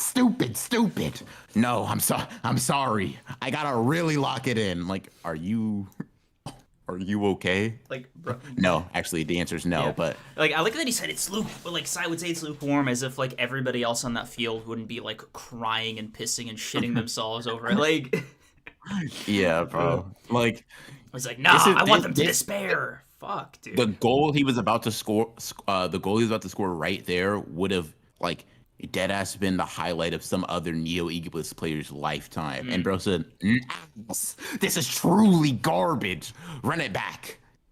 Run it back. Fuck, dude, that shit's it's so funny. That's so God. insane. Um, Uh, hold on. yeah. Jan 2011, thank you for the 2. Creams Gunty ahead, spit a Ronin verse. Absolutely not, dude. Appreciate that, but I don't think anybody here wants to, including me, wants to hear me rap. Yeah, I agree. Cadcal, thank you for bringing him up for 8 months. To play the strongest team, humiliate a new Gen 11, and number 2, make it to goal with no difficulty and not score because they made it too easy. Inventor of Aura. Listen, I will say, Invented Aura's crazy. Esau Goat is right there, but bro did take it and said, let me add some spikes and some beasts and some weird shit to it. I'm not. I gotta be honest, bro. I gotta give it up. Yes, I gotta sir. give it up Like, because bro, this is. as the CEO of Aura, like, I gotta give him his props, man. That was real. That was real. That was real shit. Bro got that body odor aura. Fucking hell. um, It's so insane. bro got that aura. I'm sick. Nah, but that shit was crazy though. That like, I will say this, bro. As someone who needed Rin to make a comeback after the way he was getting shat on, I think you've made your point. I think I understand. I get it, bro. Yeah. Yeah. Oh man, this was a good ass chapter. I think, legitimately, dude. As soon as if I'm gonna not good. Rin scores a goal, that'll be like that's gonna be like a top 5 chapter for me. That's gonna be so insane, bro. Because it'll mean he resets and they let him do it again, bro. Yeah, like and they let him do it again with style. Like, it'll be one of the biggest flexes on the pitch that we've seen so far. Fallen to my knees, bro. Fallen to my knees. I said, no, Isagi, no. No, my goat, no. But yeah, let's see. You smell like unfettered ass. Get out of my house. Fuck. I've seen that meme a lot, bro. But yeah, nah. It's funny as hell. That shit is crazy. No, man. But yeah, solid 9 out of 10. You know what? Oh, yeah. I'll give it a retroactive 10 if like he scores next up. I got it down as well. Very very good stuff. Very good stuff. Very good stuff. Fucking hell, dude. Let's see. Next up, we got the book club. Oh, I did not get a chance to read it. It's been a busy ass week. Oh, gotcha. Yeah. Okay. Let's see. So we'll just I guess summon Mikey. Summon Mikey. Yeah, I'll just give my first thoughts real quick. Keep it, brief, whatever. I'm liking Akira so far. The themes and such, I can't say that I've properly ascertained. I mean, I'm searching, I'm seeking, I'm looking, I'm watching. Right? It seems like very, very like it. I don't. Hold on. Let me look something up real quick. When did Akira come out? 1990. It feels like very like Cold War-esque kind of. In terms of manga, very anti-war, blah blah blah. I'm liking it. The art is really good for Akira. I gotta be honest. Especially the like the official colored illustrations or whatever at the beginning of every volume, omnibus, whatever I'm reading. I'm liking it. Akira has a very nice aesthetic. Reading it left to right was definitely a trip at first. We can talk about it more in terms of character, narrative, story, blah blah blah when we get it. Like next week when we have time to get into it, but. Yeah, I'm liking Akira so far. Once I picked it up, it was a very easy thing to read for sure. But yeah, let's see. Yeah. All right, you want to jump in the server? I can bring us to a private VC if you want. Oh, okay, that works too. Cool. All right, let me know. Yeah. Let's do it now. All right, cool. Okay. Okay. All right. So you just lock it, or yeah, I'm gonna just move you. Give me one sec. Oh, okay. Got you. All right. Okay. All right. Cool. So whenever, yeah, Mikey, just join in the server, and I'll move you to our dimension type shit. But yeah, fucking hell, dude.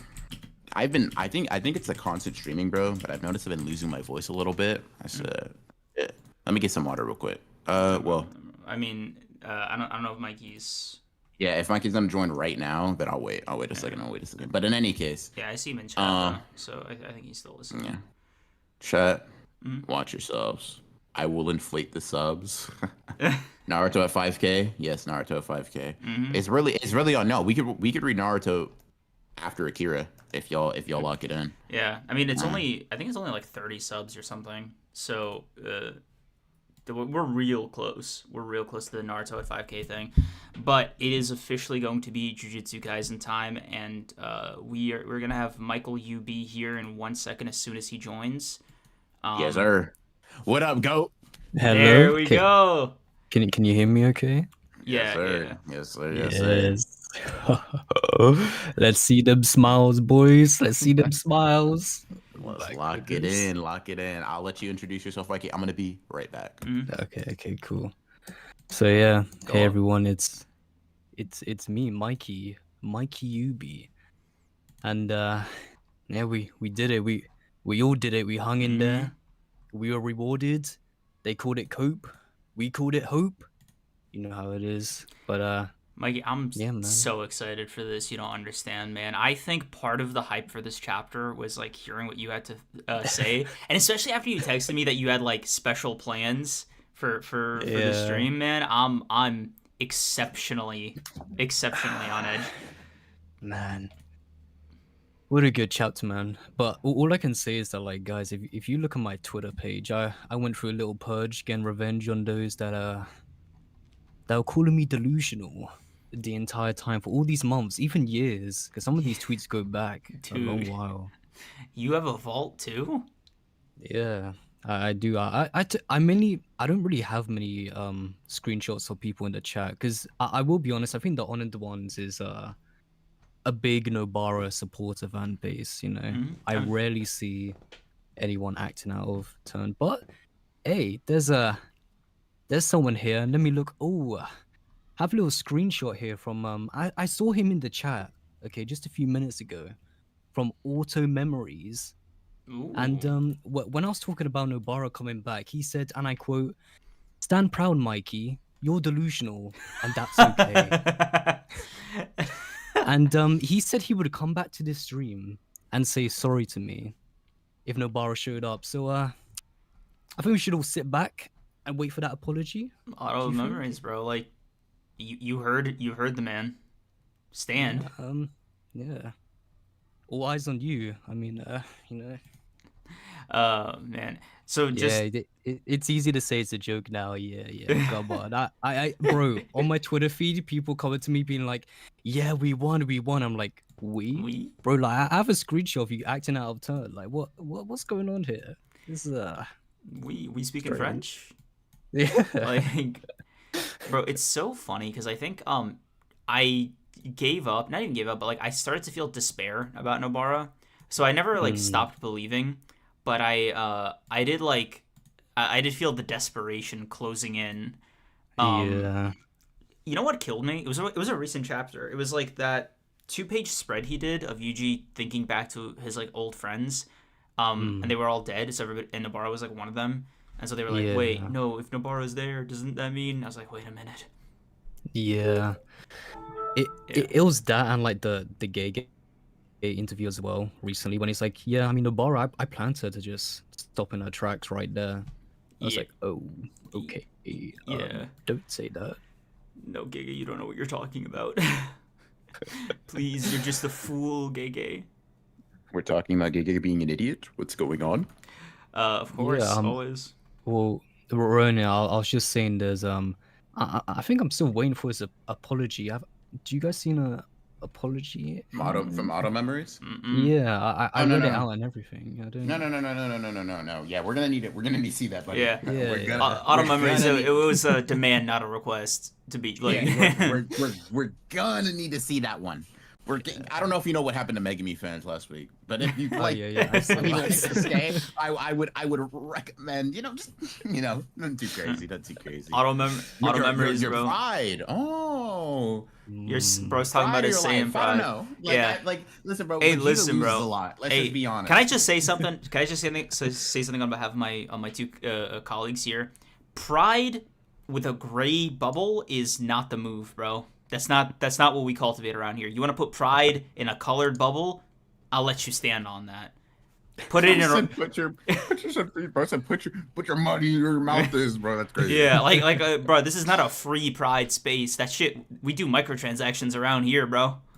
You were there to see the culling of the Make Me fans, so you know just how it's this weird thing with my index finger where it just sometimes clicks on people and then bans.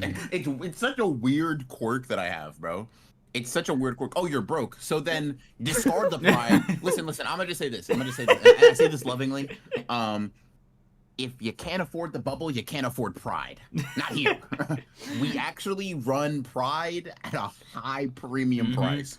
Bro. So you're gonna have to pawn it off. Hey man, I mean, just saying sorry costs nothing. Just as much. Nothing, bro. So, like... That's what I'm saying, bro. I put it to you like this, Auto Memories, right? If you were willing to stand on like if Nobara never came back, you know, and you had this thing with Mikey, would you say it was a joke then? Think about it. Be honest with yourself, but more importantly, be honest with me. Oh, hold on. Wait a minute, guys. Ronan, you Bandy, bro. I fuck with you the most. Hold on, guys. Maybe he's misunderstood. Oh. No, I'm joking. Hold on. Okay, no, that was Pineapple Guy. All right, okay. I was thinking of the 20. So, as much as I love her, I'm going to be honest.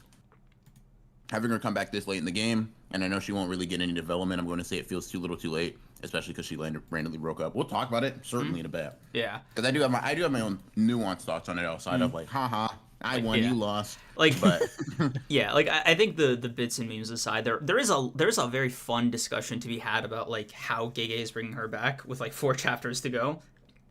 But we'll get into that later. Gojo fan club president, thank you for the 2. I just need Gojo to come back the same way Nobara came. I don't even know anymore, man. He could just like bring him back in the final panel of the final scene just to mess with us. God, bro. Let's see, Cal, thank you for being a member for 8 months. To play the strongest team, humiliate a new game 11, and number 2, make it a gold. I read that one. Okay. I read that one. That was when we were talking about Blue Lock. Okay, cool. Yeah. But wow. you see, realizing an auto memory thing. That's interesting. But you see, Chet, follow Pineapple Guy's example.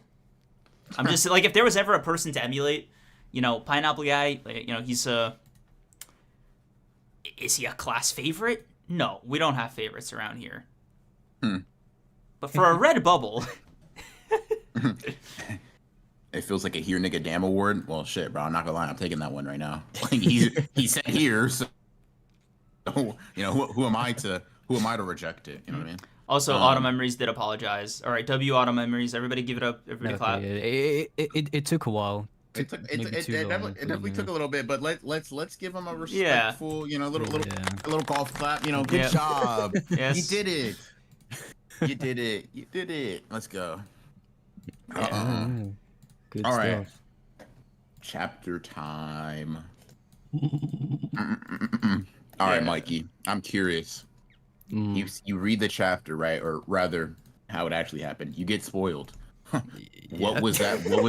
What was that initial feeling, bro? Like clue me in. Hey man, tears were coming. I was so fucking happy. Part of me was like, my evil side was coming through because I was like, fuck, I'm gonna get so much revenge on the people that doubted me this entire time. Fuck, thank God.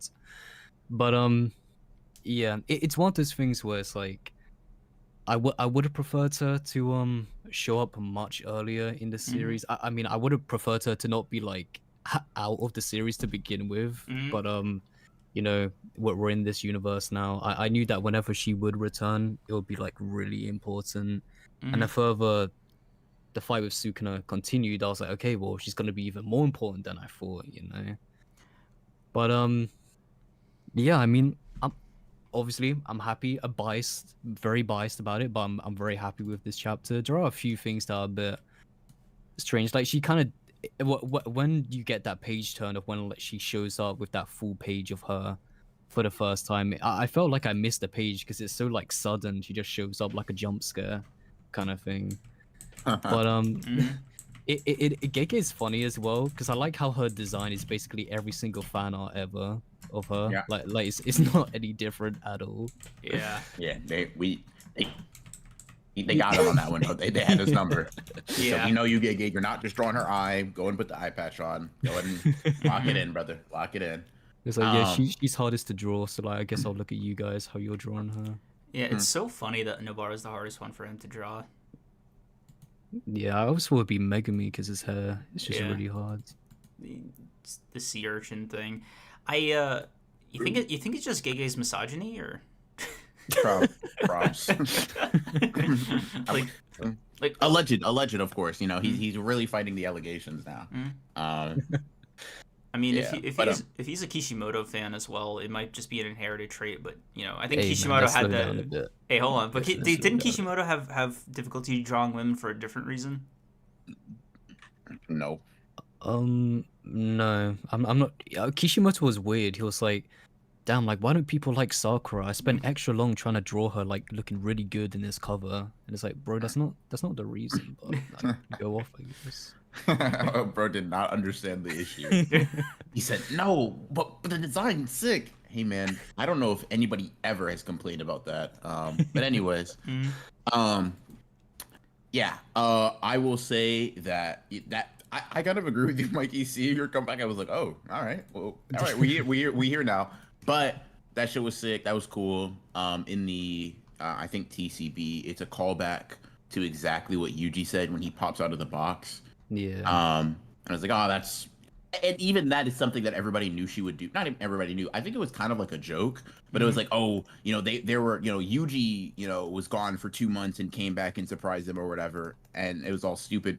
And Nobara, although it wasn't exactly in the same way, calling back to that moment, it was very funny, very cool.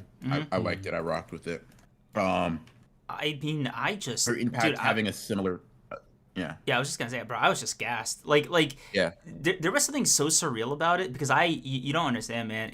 When after, I don't know if you were on break when Mike and I said it, but like after the last couple chapters where Gege was like alluding to Nobara being dead in that interview that somebody translated, where he was like, yeah, like Nobara's death, for instance, or whatever.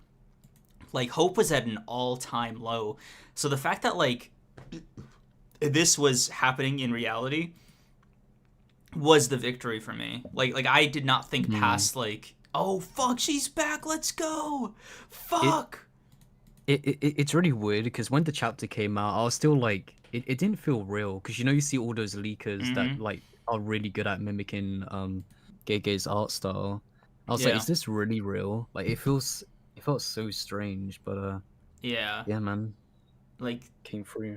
Not even that it felt surreal, but like it also felt like, whoa, this is like the eye patch they gave her in the fan art. Like I was like super suspicious for a bit, and to see her like follow up in this way, oh my god, it was just the only thing I would have liked is for her to be there for a little bit longer. But otherwise, I'm fucking in. I'm totally sold on this. I'm hoping there's some more stuff. For like, obviously, I'm not going to be like, okay, Gege, these next 4 chapters, dedicate them to Nobara only. But like, I would like some more stuff, or like just some closure, you know, with like Yuji, because poor Yuji, man, he's been so sad about Nobara being AF, for the entire time. But imagine the adrenaline. Those nails, like he's like, dang, like go, like you back, like hold on, bro, wait a minute. This is the second time I've seen a technique used from a friend that I thought was dead. Yep. And also, it's like the second time it happened with Nobara was the first time with Mahito, right? Like you think, I don't know, man. Nobara's technique is so fucking underrated for this shit, because like, damn, if that didn't help a lot, like Clutch as hell. Stop the domain. He probably couldn't use this technique for a little bit as a result. Like very clutch. And now Sukuna's like one brain death away from just like, like just melting that shit, bro. Like he just wasted it. He thought, I'm just gonna fuck it. You know, whatever happens as long as I get him. And he was even denied that, which I just loved as the little cherry on top.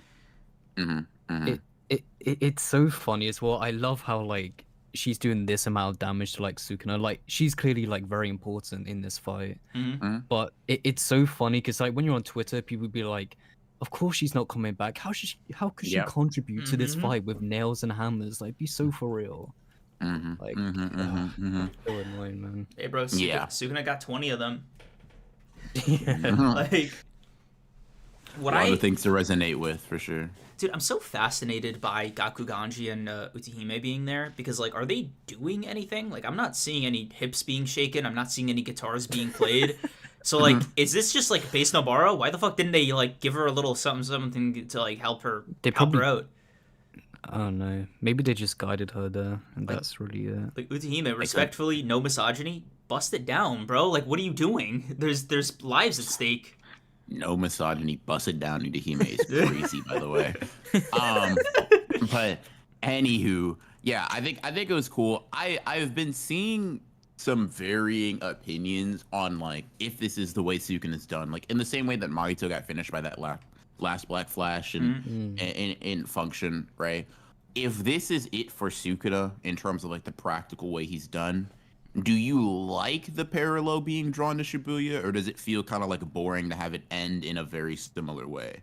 I'm I'm not kind of bored in the curious. slightest, man. Like Sukuna's been doing this dance for like 50 chapters straight, you know? Like and seeing, you know, like it makes sense with Nobara's technique. It makes sense how it will have the effect it has after all the black flashes, after all the punishment, especially after him like melting his brain and like being in Yuji's domain on top of that and like having Hollow Wicker Basket break and on top of that Yuji's final black flash. I definitely think there's so much added on to the total percentage that I saying that Nobara's resonance is like exclusively the reason is sort of disingenuous to me because it betrays like all the fucking work that all these other Yeah. characters did to get to this point. Cause I was gonna say yeah, because even with like to bring it to Naruto, a lot of Naruto's fights end with like him doing the Rasengan and stuff, Mhm. but that doesn't really bother me. Cause like with the Sukuna fight, I feel like it's really weird how people just forgotten like how long it's taken us to get to this moment. It must feel kind of like to see Sukuna just kind of be like not really taking control over like one chapter finally is Mhm. quite sudden for people. Mm-hmm. And I feel like yeah, they are kind of forgetting that like week to week experience of him just kind of basically owning everyone. So maybe they feel like it's not as smooth of a downfall as they would have wanted it to be, Mm. maybe. But I don't really have too much of a problem with Yeah. it. Yeah, That's I'm not mad at it. I'm not mad at it. yeah. I really like the Black Flash panel just being the same as the one that beat Mahito too in terms of like paneling. I was like, all right, Giga, I see your game, bro. I know what you are. Um, but yeah, I think the actual content of Nobara coming back and doing this is like, yeah, I mean, using resonance on the fingers, something directly connected to Sukuna, it feels like simple math to use it. On someone like Sukuna, especially Mm-hmm. once he's weakened and all that stuff. I think that was cool. Divergent Fist always making a clutch comeback. You love to see it. Um, you love to see it. You love to see it. Let Yeah. me see. I guess this is an interesting part of the discussion. Jaden 3011, thank you for the 5. Also, Maito getting fraud allegations for only being able to truly get Junpei and Hanami is crazy. I think he meant Nanami, and he also kills Kokichi. Mm-hmm. But I don't even know. I'm gonna be honest, bro. I don't even know like how I would possibly take that serious because it's Mm-hmm. like he made a character leave the manga for 200 chapters. Oh no, like yeah, he didn't kill her. So what? Yeah. He's Maito has very rarely been like a like okay. I think people also think it doesn't make sense for that to happen, but like when you're okay, here are some examples of Maito touching someone quickly Mm-hmm. and then them not dying. Nanami in their first encounter, Mm-hmm. Toto when he uses Boogie Woogie, Mm-hmm. right? And even when slapping Nobara in the face, he's asking the question of like, one hit wasn't enough for the 7-3 sorcerer. Will it be enough for you? Mm-hmm. And then she goes into the backstory. It's like yes, auto configuration can one tap somebody, but like there are instances where it either does less damage or if you fucking swing on him and he like has to leave in the midst of the activation, it's like who cares, man? Like in all honesty, right? I don't think very many antagonists, even in JJK, have like higher kill counts. You'd have to just go to Sukuna. Like I don't Yeah. think Kenjaku does. Not of characters that matter. It's like Yuki, and then I, uh, I Gojo? yeah, you don't get that Gojo win. He don't get that Gojo win. I gotta be honest. Mm. Well, if we're talking about Prisoner, sure, right? But then like the thing is like the game they like to play is death, right? So if you're doing that, then if getting rid of a character for a long time counts, then Nobara would still be on Mahito's kind of like his resume, right? But Mm-hmm. all they did is get rid of a character for a little bit, all in quotations there. It's simply to say, I don't know if 3 kills instead of 4 makes Mahito a lame. To be honest. Yeah. Also, like with Suguna, I never really. It's not. How do I say this? The issue for me wasn't that he wasn't evil enough. You know what I mean? Like when he kills Choso, it's not like, oh my god, bro, I can't believe he killed Choso. It's like, oh, okay, I guess he got Choso. Like it was sort of like that was he was part of the roster of people who died to Sukuna. Like I think most shocking was Gojo's death for me, or at least the most like violent reaction I had. Then Kashimo's death, then Higuruma's death, then Choso's. But you don't expect people to walk away scot-free to begin with, right? Like you don't go into this part of the story expecting like no character deaths whatsoever.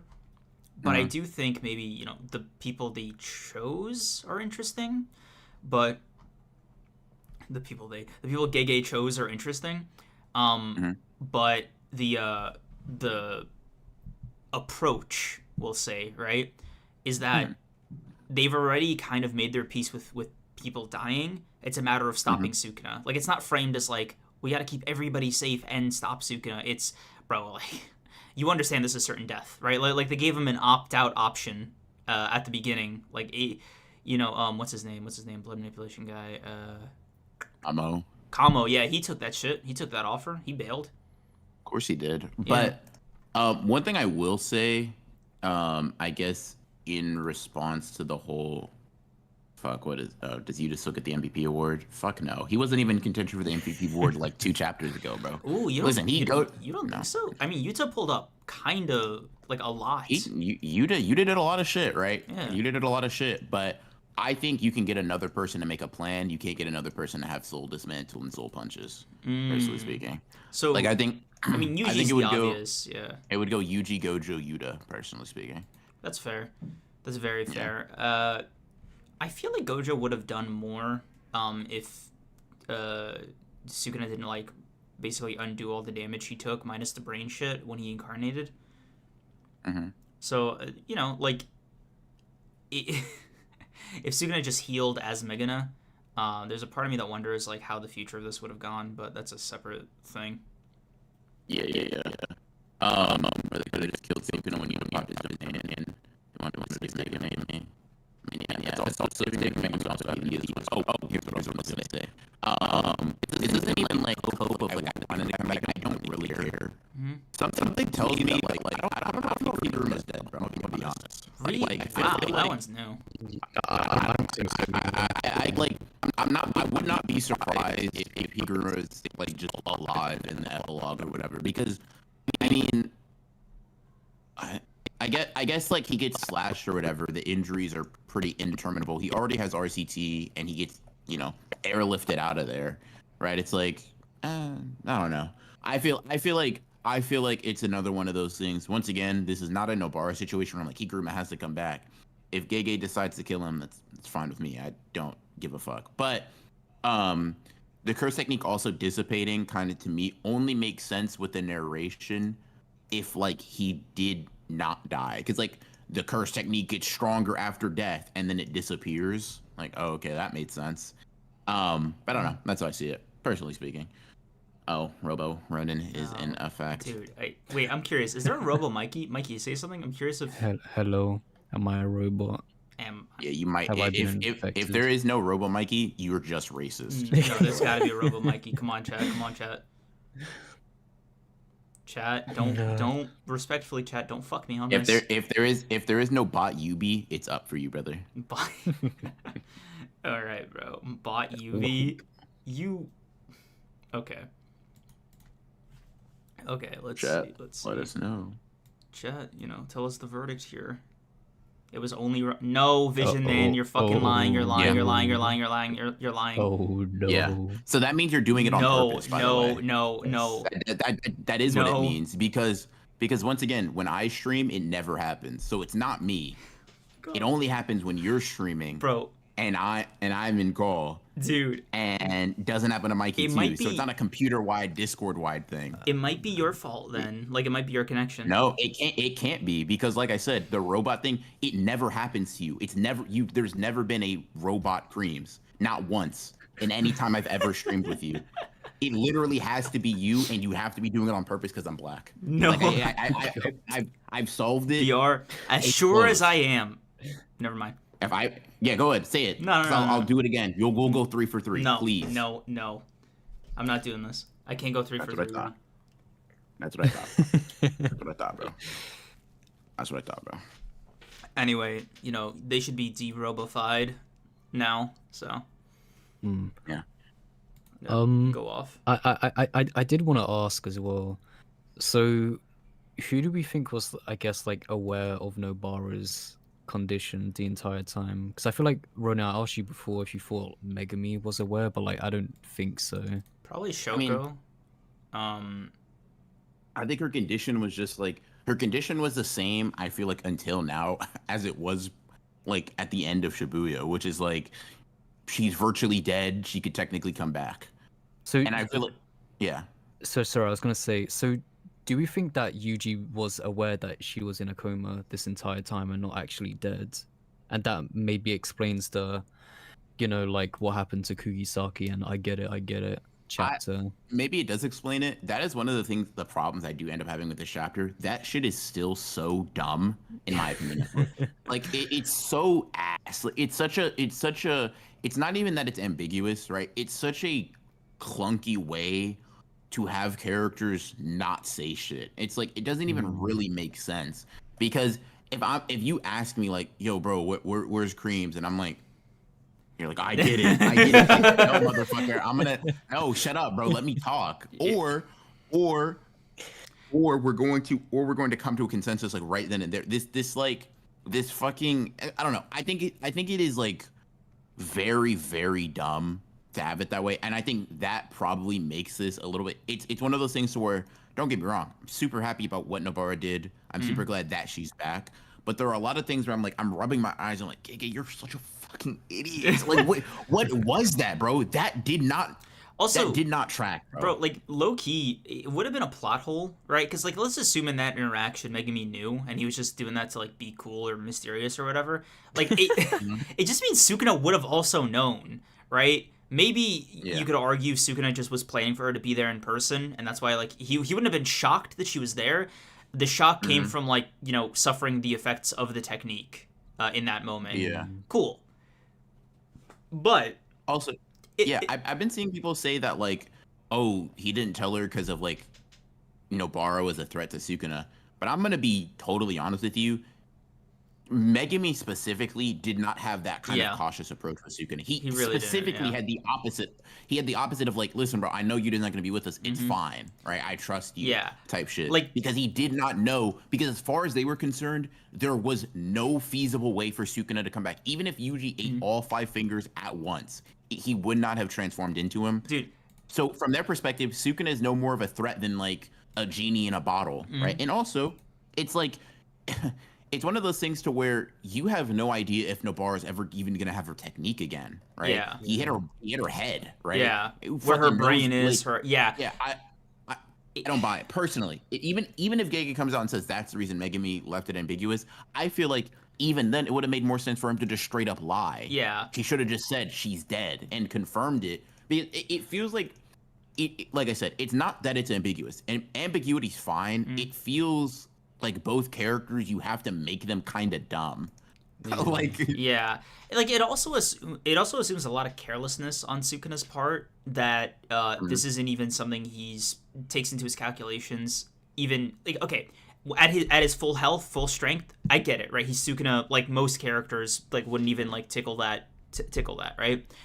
However, you can imagine like as the soul shit piles on, just remembering shit like from Yuji's memories with like Mahito just randomly exploding might pop up. Just like, I don't know, even a line like, "Oh, thank God the girl isn't here," or some shit, just to foreshadow this a bit more. I can see arguments for that, right? Just to make it feel like a little bit less jarring. Yeah, I mean, that is one of those things where I do feel like it's jarring. I think so personally. I have issues with the jarring nature of Gege's character reintroductions anyway. I am cool with this for a similar reason I was cool with the Toto one. I like the character. It was raw, right? But I do think that it is like, I think themes and such works for Toto entering as Choso passes, right? But I do think the execution of literally like not but 3 pages after Choso, like the last of his body literally burns away, Toto stepping into frame like a badass. I'm like, what the fuck? What the fuck? Yeah. Like, okay, I literally did not get to breathe with this. Then you have Yuta come back in Gojo's body, and it's like, all right. I do feel like there is something to be said in a more overarching sense of Shinjuku, where I think Gege does very much fucking he's a what's the word I'm looking for? A lot of things happen conveniently, right? The convenience just so happens in this case to be for the good guys and for Nobara, so people don't like it. But I disagree with the notion that this is overly convenient in a way that Toto's range being just long enough to get everyone outside of the domain except Yuji, who Choso would protect. That is like very fucking convenient. It just is, right?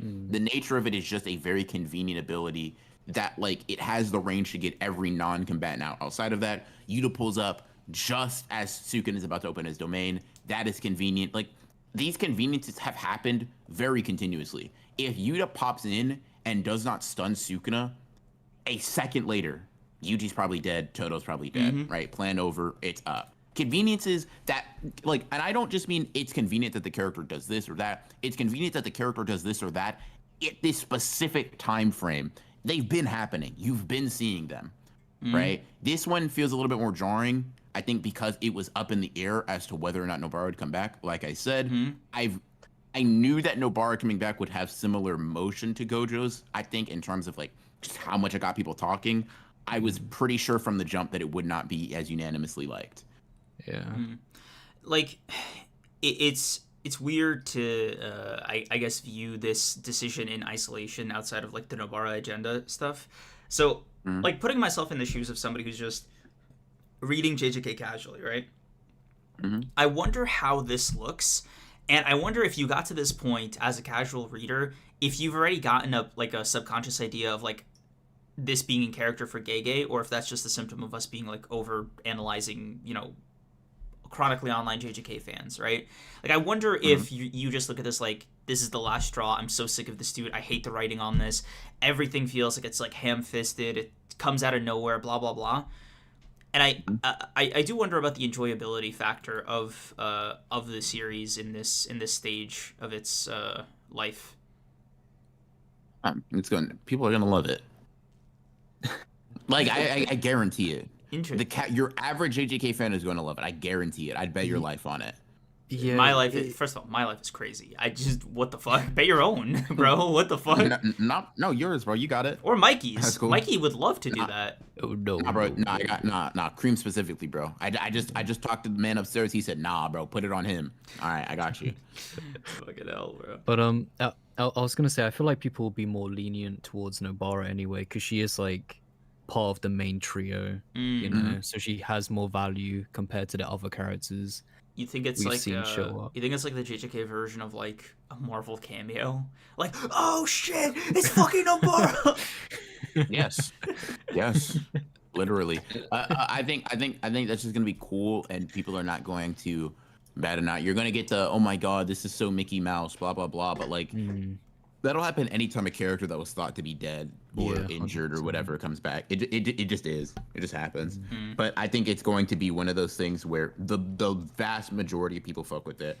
The same way that you see criticisms here that you never get like IRL, bro. Like, I don't know if you've ever talked to somebody that like just likes anime and manga pretty casually. It's like oh, you just think everything's good, and if you think something's bad, you don't know why. You just kind of ask, cool, right? There's not. I don't think a lot of because they just don't care to put as much into it, which is completely fine. It's just kind of the way it is. But I do think here's the thing, right? I like it because it's Nobara, but the choice to do it like this is, to me, still strange. I still think it's weird. I thought it was weird when you did it with Miguel.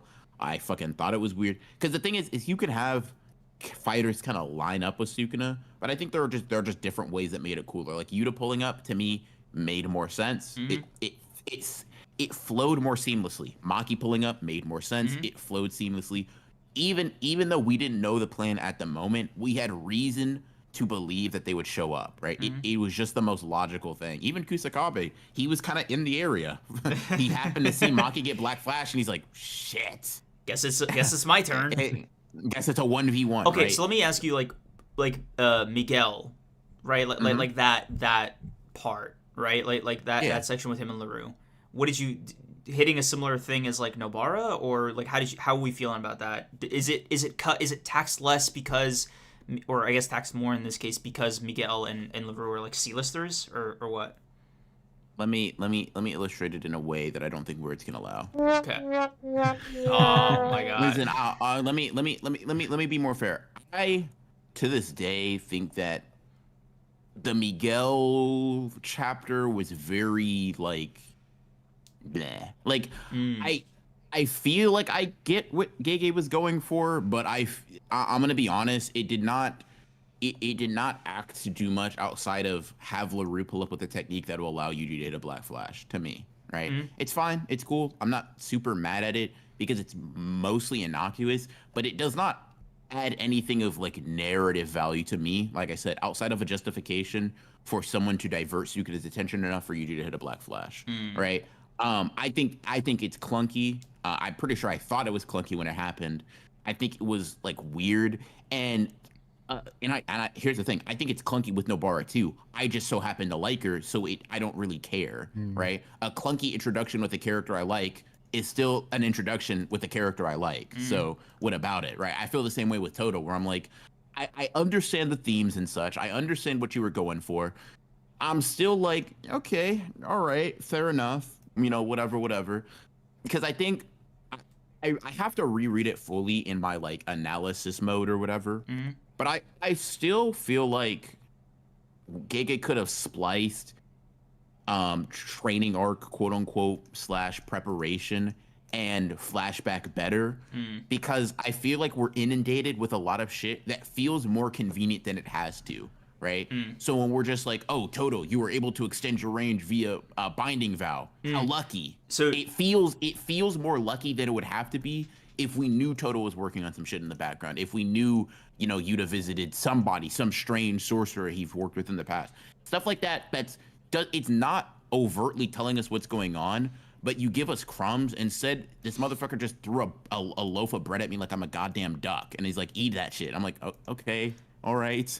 It's just a lot to take in all at once, consecutively, back to back to back, especially when those pieces are very often discarded quickly, right? So do you think it's I don't know if this is like too bold to put on Gege like in such a clunky way, but do you think it's lazy writing? Lazy writing or intentional? I would not be able to tell you, in all honesty. I think I've used this term before, it's economical. He just gets to the point he wants to get to, right? Like, okay, this is going to sound like an insult, and I don't mean it in a way that's trying to insinuate incompetence. I more mean it in a way that I think just makes sense to my brain, and I hope it makes sense to at least some people's, right?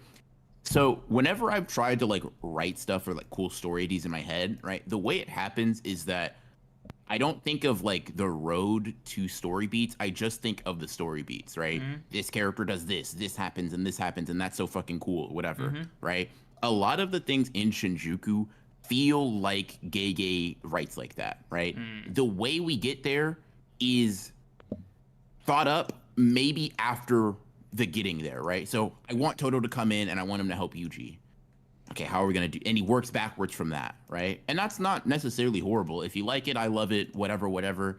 I'm just saying kind of how it comes across of like, he has destinations, right? and he needs to figure out how to get there after the fact.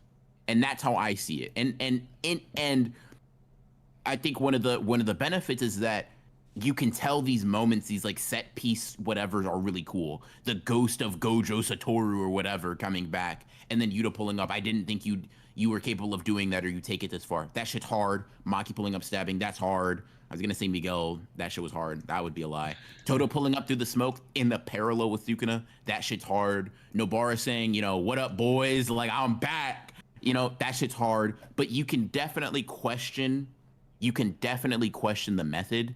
And I think the reason is just because it's like, it is hyper convenient, it is hyper specific in a way that oftentimes feels dense beyond its requirement, right? Mm-hmm. It does not, in my opinion, right? Toto pulling up, Miguel pulling up, even Nobara pulling up does not need to be as, not even as much of a shock, but as much as like almost like a bombardment of information or knowledge as it is sometimes. And I feel like that's, calling it a weakness of Gege, I guess it'll depend person to person, but that is something I've noticed that I is hit or miss for me as a writing trait. So you probably just wanted more stuff, I guess, like building up in the background over time, and like it does do that, but I guess you wanted it to be shown rather than reveal like, oh, this was the plan for the last like minute when it happens. So like to me, it's like we know there is a plan, but it just feels like to a significantly lesser extent, right? I also don't know the specific context because, you know, I'm not a Star Wars fan. You know, I like women and going outside type shit, right? But sometimes it can give off low level somehow Palpatine returned or whatever the fuck the dude's name is, right? Mm-hmm. Where it's like listen, sometimes shit just happens, right? Chance is a factor in fights. Who gives a fuck, right? That's not the worst thing in the world. Sometimes it just comes off as this was literally, it's so convenient, Sukuna, that you can switch the part of your brain that opens barriers, bro. How nice. I never knew that. Never had any reason to believe something like that was possible. I fuck with it. There isn't, now don't get me wrong, right? There is an element that needs to be of spontaneity. I just think sometimes Gege overdoes it. He pushes that shit a lot. But I don't know. Okay, listen. The thing is, let's say first half Gege, right? You know, Shibuya Gege, if you will. He wrote he wrote well, he wrote good, he wrote like economically while also giving us details, like really getting us like invested, locked in, whatever. Like he took his time, for better or for worse, for the most part. Would you say that like post, you know, chapter 222 Gege is not only different, like yes he is different, but like would you say that the difference is that he just is more impatient? Is that a good word?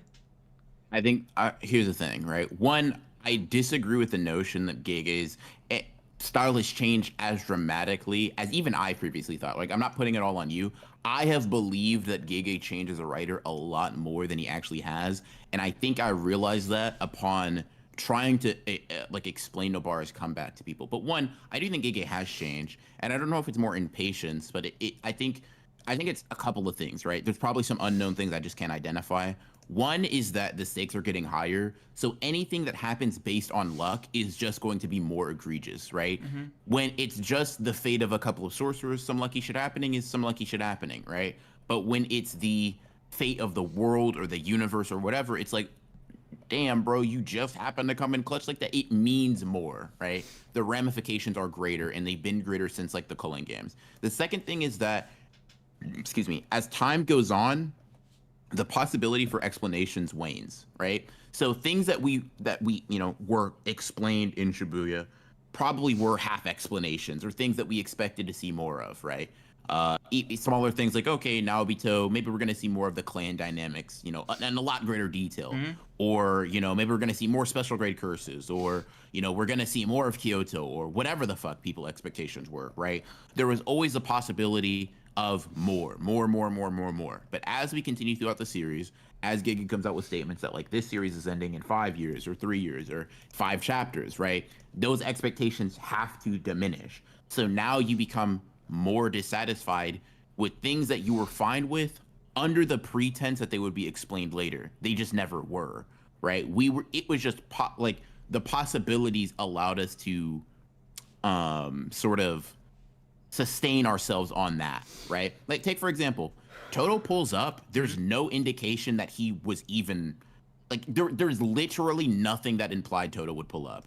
Not until after we get an explanation for why he pulled up, Mechamaru, blah blah blah, right? But there's I don't, if I'm remembering correctly, right? And someone can correct me if I'm wrong. Maybe I am.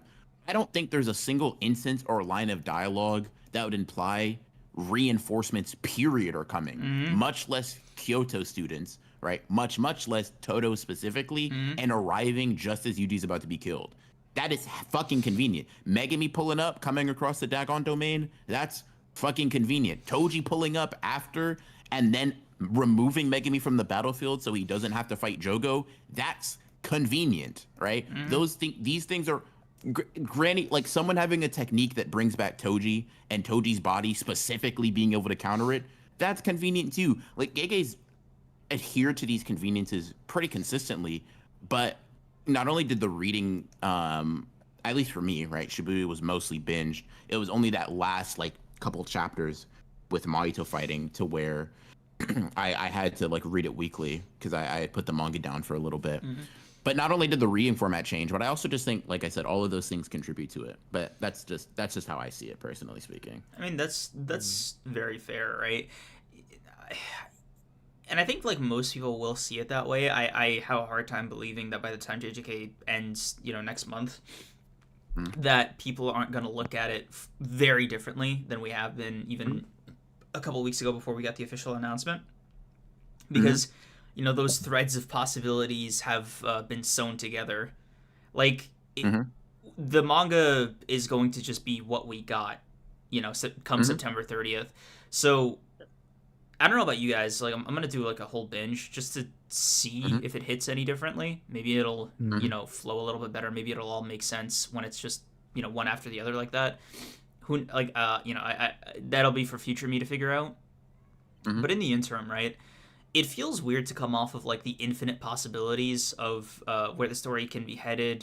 Theory crafting, all the shit about the merger, who's coming back, who's dead, like how X, Y, and Z happens. Like there is a part of me that like still feels that, right? Like call it my inner fucking Radman or whatever, right? That has these things, but I think getting into the acceptance phase of like this is JJK for what it is, like what I mean. I can either accept it, like the parts that I like, and hate the parts that I hate, and just kind of move on. But it is not going to be like that 300-400 page monster that I wanted it to be, and thought it could be, and that's just something I have to live with. Yeah, it is indeed unfortunate in a lot of ways, but I do think it's kind of been liberating in the sense of like, damn, bro, it really ain't that deep because I'm not expecting anything more than what Gege can give. I don't know. I was gonna ask Ronin, were you there for like Chainsaw Man Part 1 weekly at all? No, only the end of Denji versus Akima. Okay, yeah, because for me, when I caught up to Chainsaw Man Part 1, I think there was probably like 10 chapters left, and I don't remember if they made an announcement of like Chainsaw Man, quote unquote ending, but then it's like end of Part 1. Kind of thing. I was thinking a similar thing of, did we get the Part 1 announcement before? Like, did we know that it was going to continue before that last chapter, or only once we saw it? Yeah, I really don't remember what it was. Yeah, hold on, I got to read this real quick just because this is insane. Yeah, I think we have a few to catch up on. Thank you for the 5. Yeah. A homeless man just eyed me down. My member message maybe incurred the wrath of Buddha. I'm gonna stand next to BR so whatever fate befalls me gets him too. Listen, bro, I'm cool with homeless people. They know that. Listen, bro, he gonna run up on you, beat your ass. I'm gonna hold out $10. Tell him to get a Big Mac, bro. Like not a Big Mac, not McDonald's. Get him some Whataburger or something, bro. Like. Go ahead, eat up, bro. Like, hey, we cool. He cool with me, bro. Like, yeah, like the you're the one God sent him after, bro. He would have to like be like, hey, you M3D IRL, you and whoever you're sitting next to, no questions asked. If Bill Gates himself gave me his entire fortune, I don't care. This is my binding vow. Whoever is with you, next to you, around you, thinking about you, they're dead too. It would have to be that unreasonable. It would have to be, bro. And trust me, if I see he runs up and he's not looking reasonable, I'm tripping you, and you will. The top speed I reach will be astonishing. Because I will be out of there. Fuck, bro, that's so funny. Ferguson, thank you for the 2. Which Sukuna kill plans was the best and the worst? Best one was like Gojo's. Just to be honest, like I think that one had the best shot of winning in the planning phase.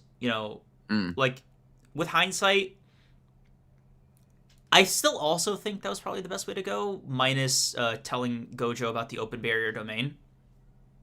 Like that would be the only adjustment that I make. With hindsight, but aside from that, I think they started off as well as they could have. I would not have like followed up with Higuruma and Yuji. Maybe like I don't know how I feel about that. Like Kashimo, I guess like I skipped Kashimo. I guess he wasn't even part of the plan. It was just like he's gonna go fight him. I guess the question is though, like, are these different plans? Like, are they not just? Is it not just like? If this, then that. If that, then this, etc., etc. Like, Gojo winning, I guess, was a plan, but they didn't believe he was going to win enough to bet on it, right? In fact, Yuta definitely did not believe in that motherfucker, bro.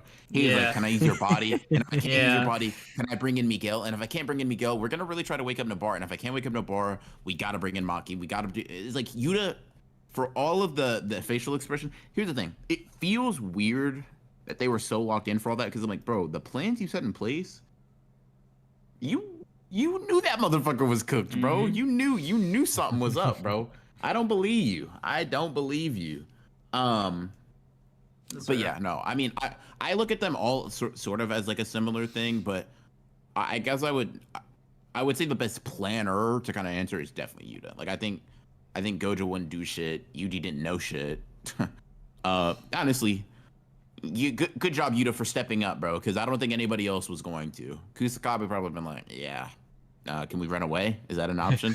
Can we not fight, bro? Yeah. Oh, dude.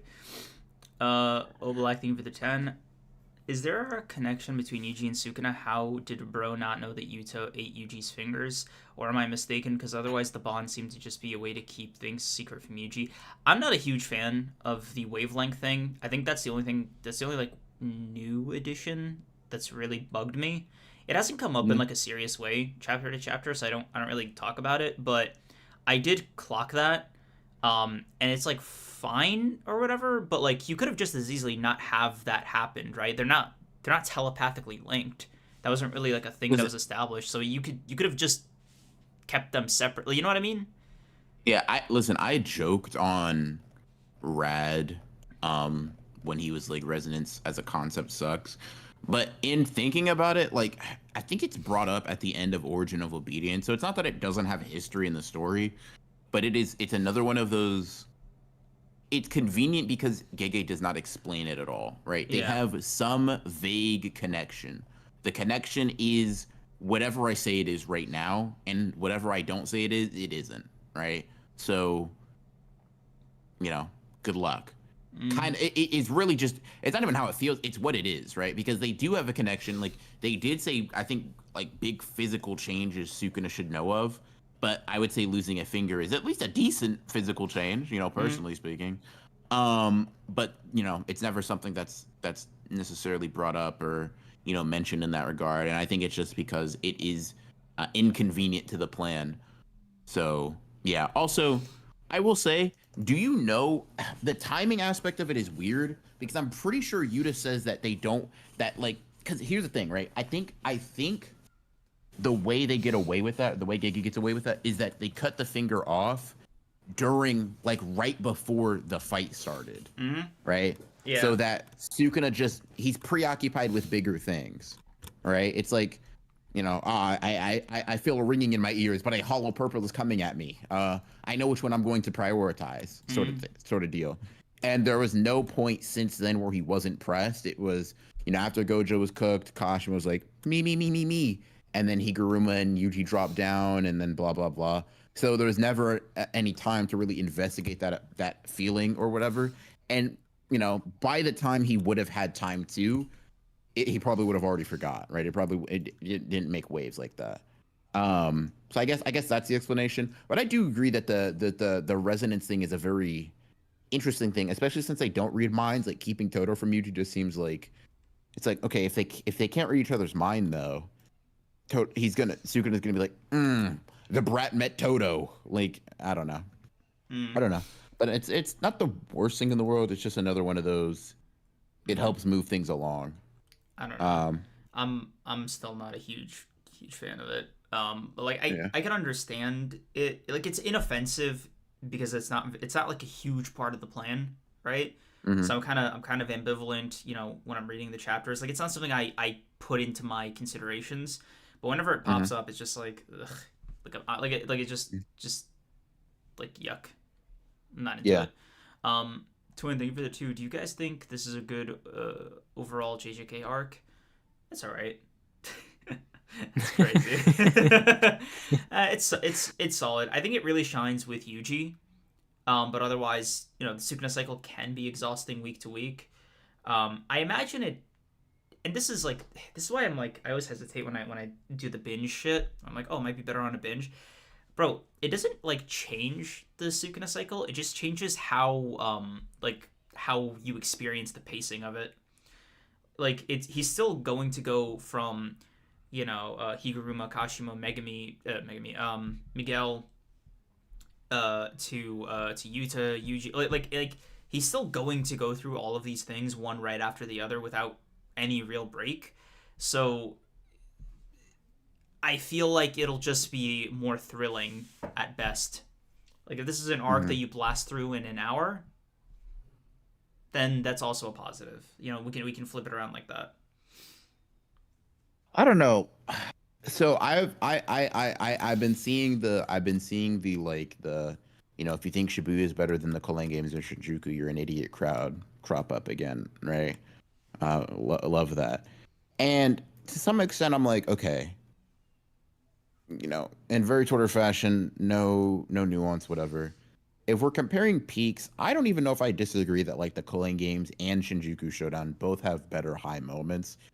Like I think the Yuji chapter, I can kill you, blah blah blah. That shit was hard. I fuck with it. That's very good. A very very good chapter.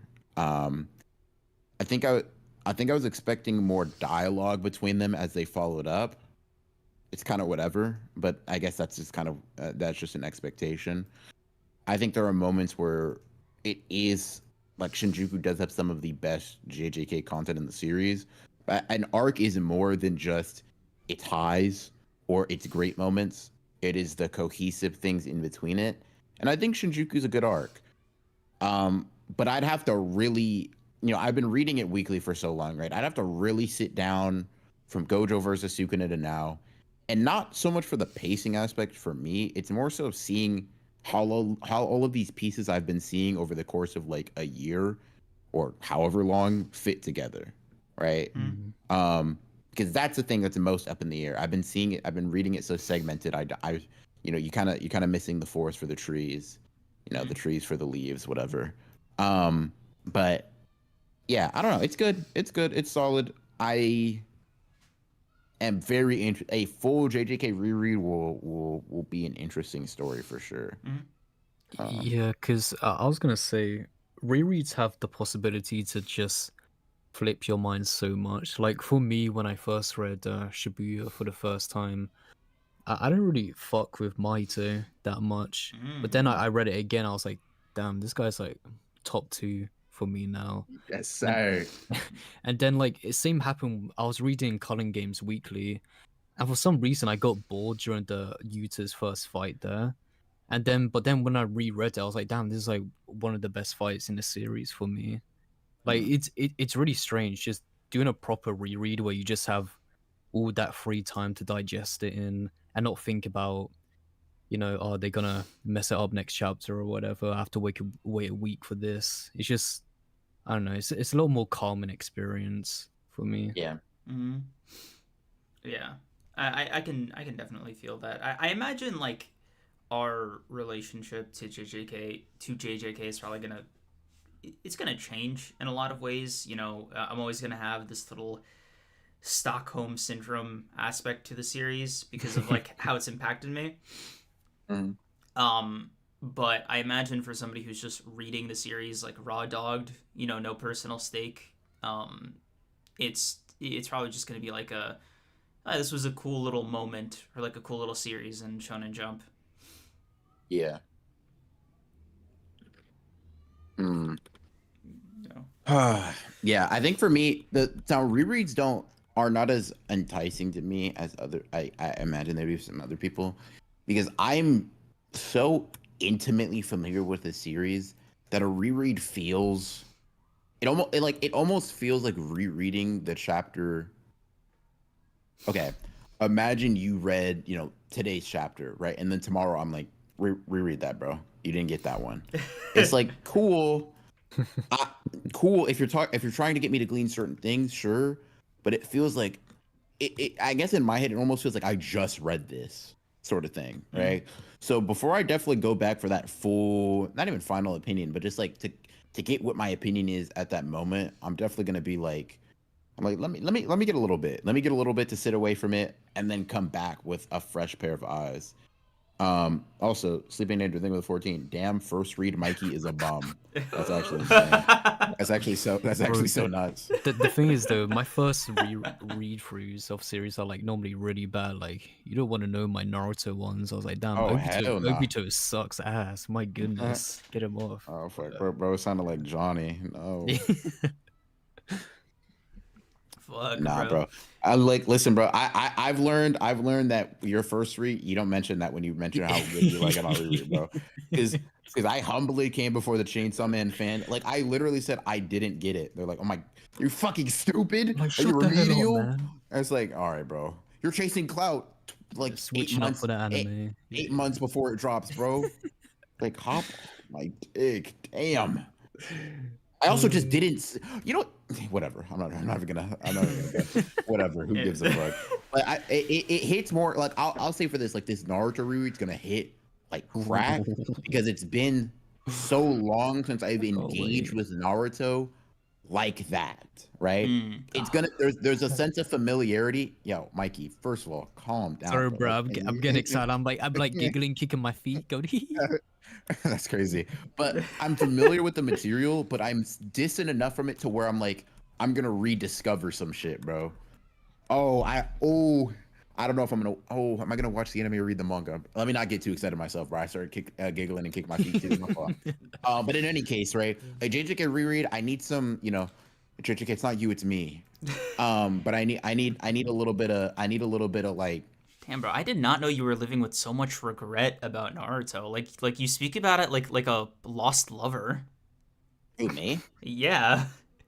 Naruto's a 10 out of 10, bro. Like Naruto's just like it is. Imagine if you could like kind of wipe your memory and re-experience Hunter x Hunter. I got you. Because I was gonna say, bro, it's not like I'm not like mourning anything, bro. I don't get me wrong. I got Naruto when I read it. No offense, Mikey. Or rather, I got it enough to fuck with it heavy, right? It's one of my favorite series ever. But it's more so that like the ability to re-experience a lot of that with a better understanding is very exciting.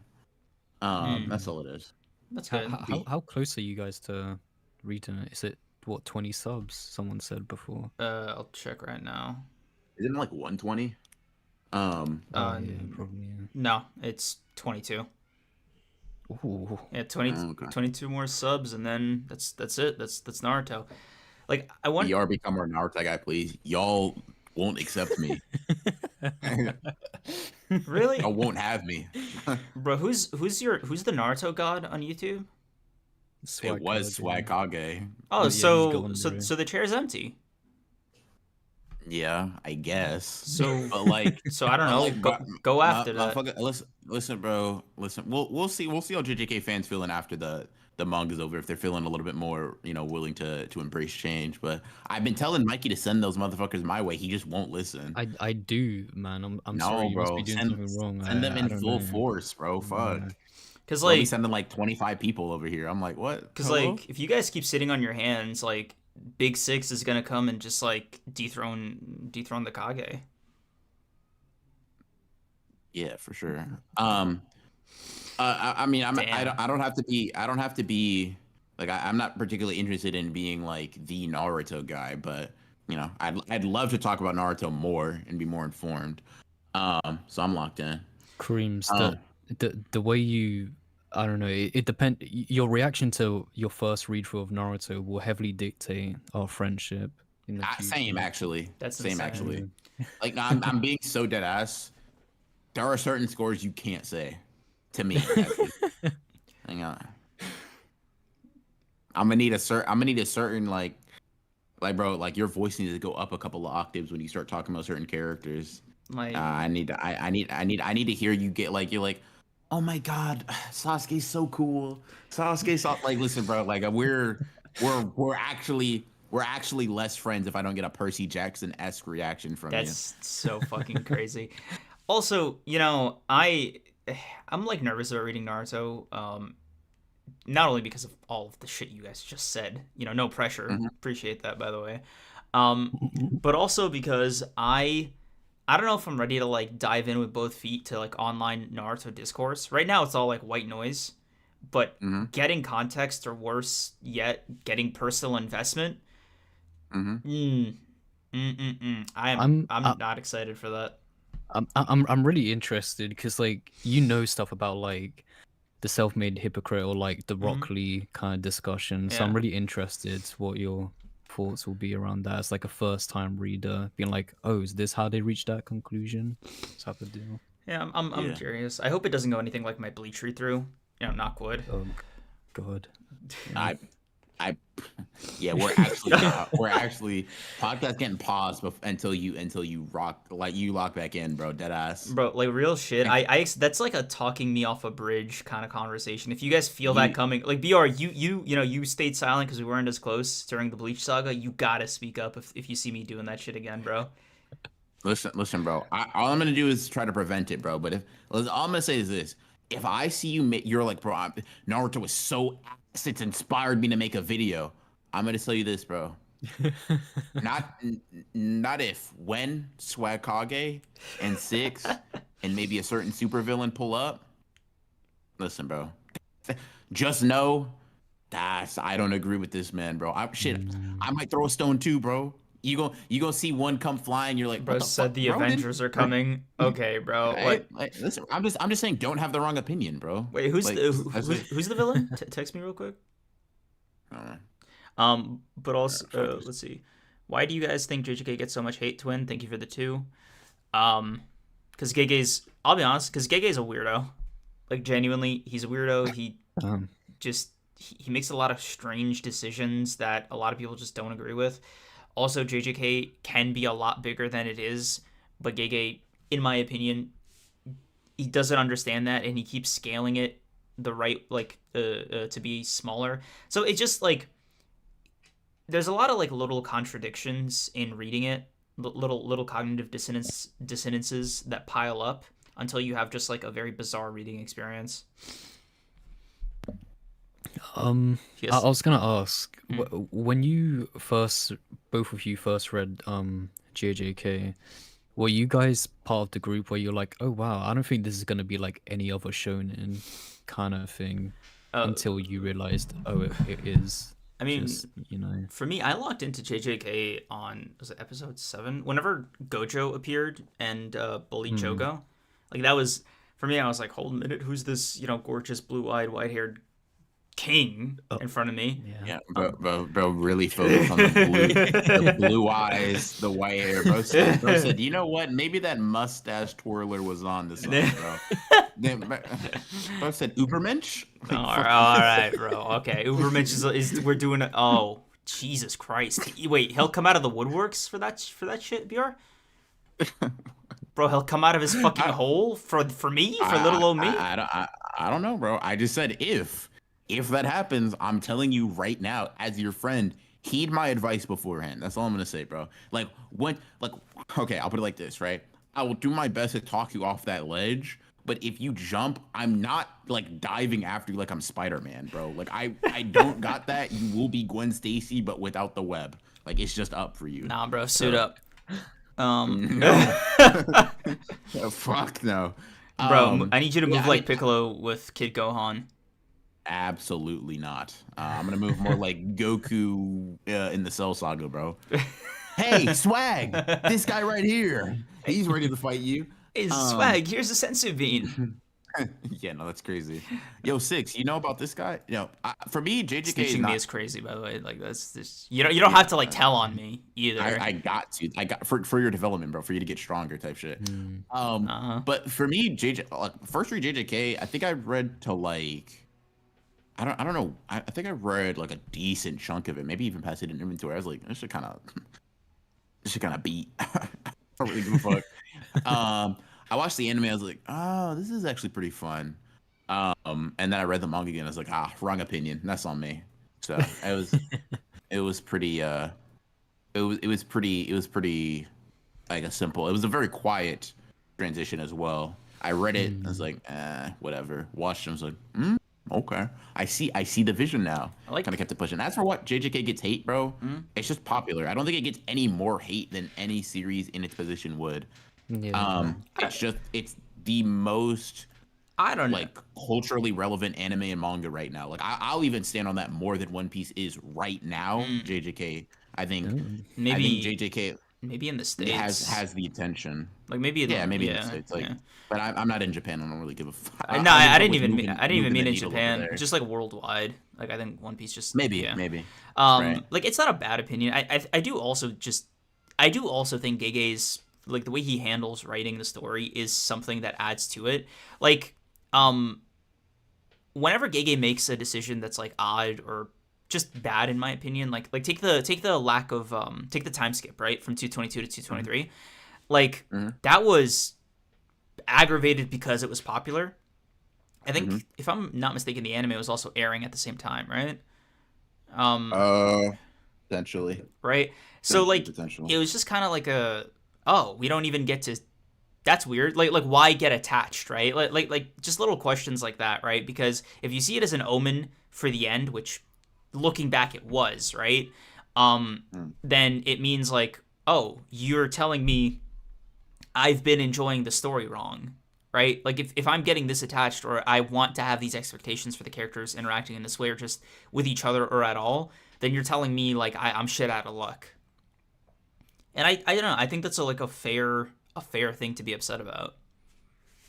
I mean, I'm not saying the reason people are upset isn't because it's like I'm not saying the reason people are upset is unfair. I'm saying the reason we see it so much is one, because they're part of the community, and two, because it's popular, right? There are plenty of fair reasons to hate plenty of worse manga, but you don't see Black Clover hate like that because nobody's fucking talking about Black Clover, right? But also Black Clover doesn't really expect or expect that energy back, right?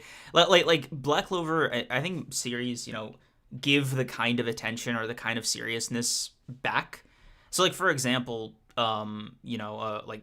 Take Percy Jackson, right? I think Rick wants you to take it as seriously as like he takes it seriously, right? Same with Oda, same with like Kubo, right? And I think the corresponding fans like reacted the same way. Gege's like conviction is so waning sometimes, or at least like the impression it's like I don't know what you want from me. Like I don't know how much of this to invest myself in. Like with Oda, it's like, yeah, this guy's a psychopath. He's written 1,000+ chapters in a quarter century. Like, fuck, bro. Let me look into a few panels with a magnifying glass, right? But like with Gege, it's if you get the sense that he wants to rush to the finish line, maybe a part of you disengages, right? Maybe you're just like, all right, like, fuck you too, then. That's just the, but that's I think the theory. I think disengaging is different than hate, though. Hate. I don't hate shit I don't care about, right? Like I'll hate on, like, for example, when I just said nobody's talking about Black Clover, that was me hating on it, right? I don't hate Black Clover because who cares, right? Not me, personally speaking. Right? I don't hate a lot of manga that are just kind of whatever. I think when we're talking about like hate, like as in people talking about disliking it, I think okay, if you make Black Clover just as popular, it gets literally equal amounts of hate, in my opinion, for different reasons, totally. But I don't think it's not a series that is. I don't think JJK is significantly, at least, more prone to hate than a Naruto, than a Bleach, than a One Piece, a Dragon Ball, right? Because like when they're in the limelight, they have their moments. Deku was just getting shat on for like 2 weeks straight, bro.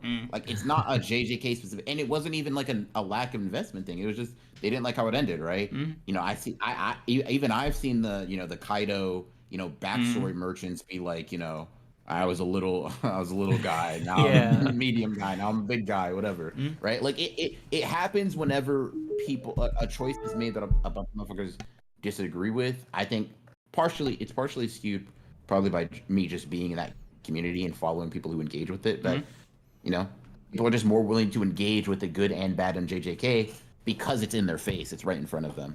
I guess that's fair. I don't know. Like I always feel like maybe disengagement in people who initially take it seriously leads to hate. Like I can't prove it, right? Like I don't have access to people's brains to like give you a perfect study. It's just sort of the way I observe some people's behavior when it comes to like how they express their displeasure at the story. Like One Piece hate, as somebody who partook in that for Wano, right? I can tell you a large part of it came from like having unreasonably high expectations because the arc was 4 years long at that point with like no signs of stopping, and Oda had already committed to like the no big punch thing. Like there was a lot established to kind of set the tone, right? So I was meeting the promises at their level, in my head. So when it wasn't like this all-encompassing, big Zoro arc and flashback about his parentage, about like Luffy's. How did Kuina fall down the stairs? Exactly. Yeah.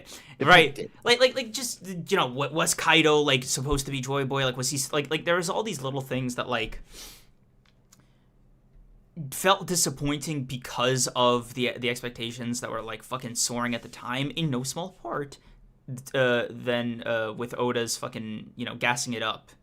Obviously he would in retrospect, like he wants to get the shit popular, but at the time, right, there was just like a different thing to be said. I think it's why I enjoyed Egghead a lot more, was because it was just like kind of a blank slate, like no big sweeping declarations, no fucking lore about how this was like the arc Oda had been planning from like the time he was 2 years old. It was just a really fucking solid arc, and it just getting to cut back and really sit with it made me enjoy it a lot more, right? So I don't know if with JJK, if Gege necessarily promised something he shouldn't have, or it was just like some outside thought that got in my head that's made me be like, no, if the merger doesn't happen, if we don't get the hidden error flashback, if we don't get all this shit, then like Gege is a hack. I felt that shit with Nobara, just to be blunt. We've talked about that, but like the other shit is like fine, right? Like I'll leave that in your hands. But the thing I didn't like, the bare minimum for me, right, was always the strongest part of the story is the character interactions. To me, right? Big disclaimer to me. And the fact that seems to be the thing he does the least in this arc is really bothering me. It almost feels like a betrayal of like the series that I locked on for. Yeah, and that's fair. That's and I'm not mad at that. I think, look, I would even agree with you. I think it's just I have. In the same way that the Shinjuku Showdown wore down Sukuna's defenses, I'm like, you know what, Gege, you got it, bro. Like, it's one of those things to where I'll meet the story where it's at, 100%, blah blah blah.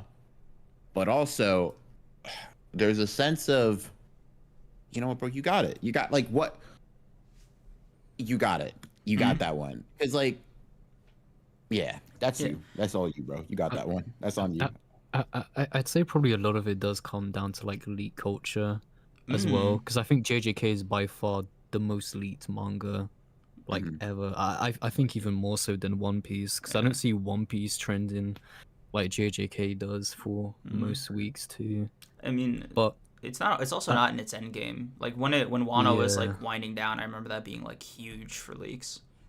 yeah. Mm. But But yeah, yeah, continue. I imagine there is people just like reading the leaks kind of from there, or like you know how when people post the One Piece stuff, it's just like a synopsis of the chapter. It's just like the words Mm. and no pictures whatsoever, Oh and they God, get it I from there. hate those.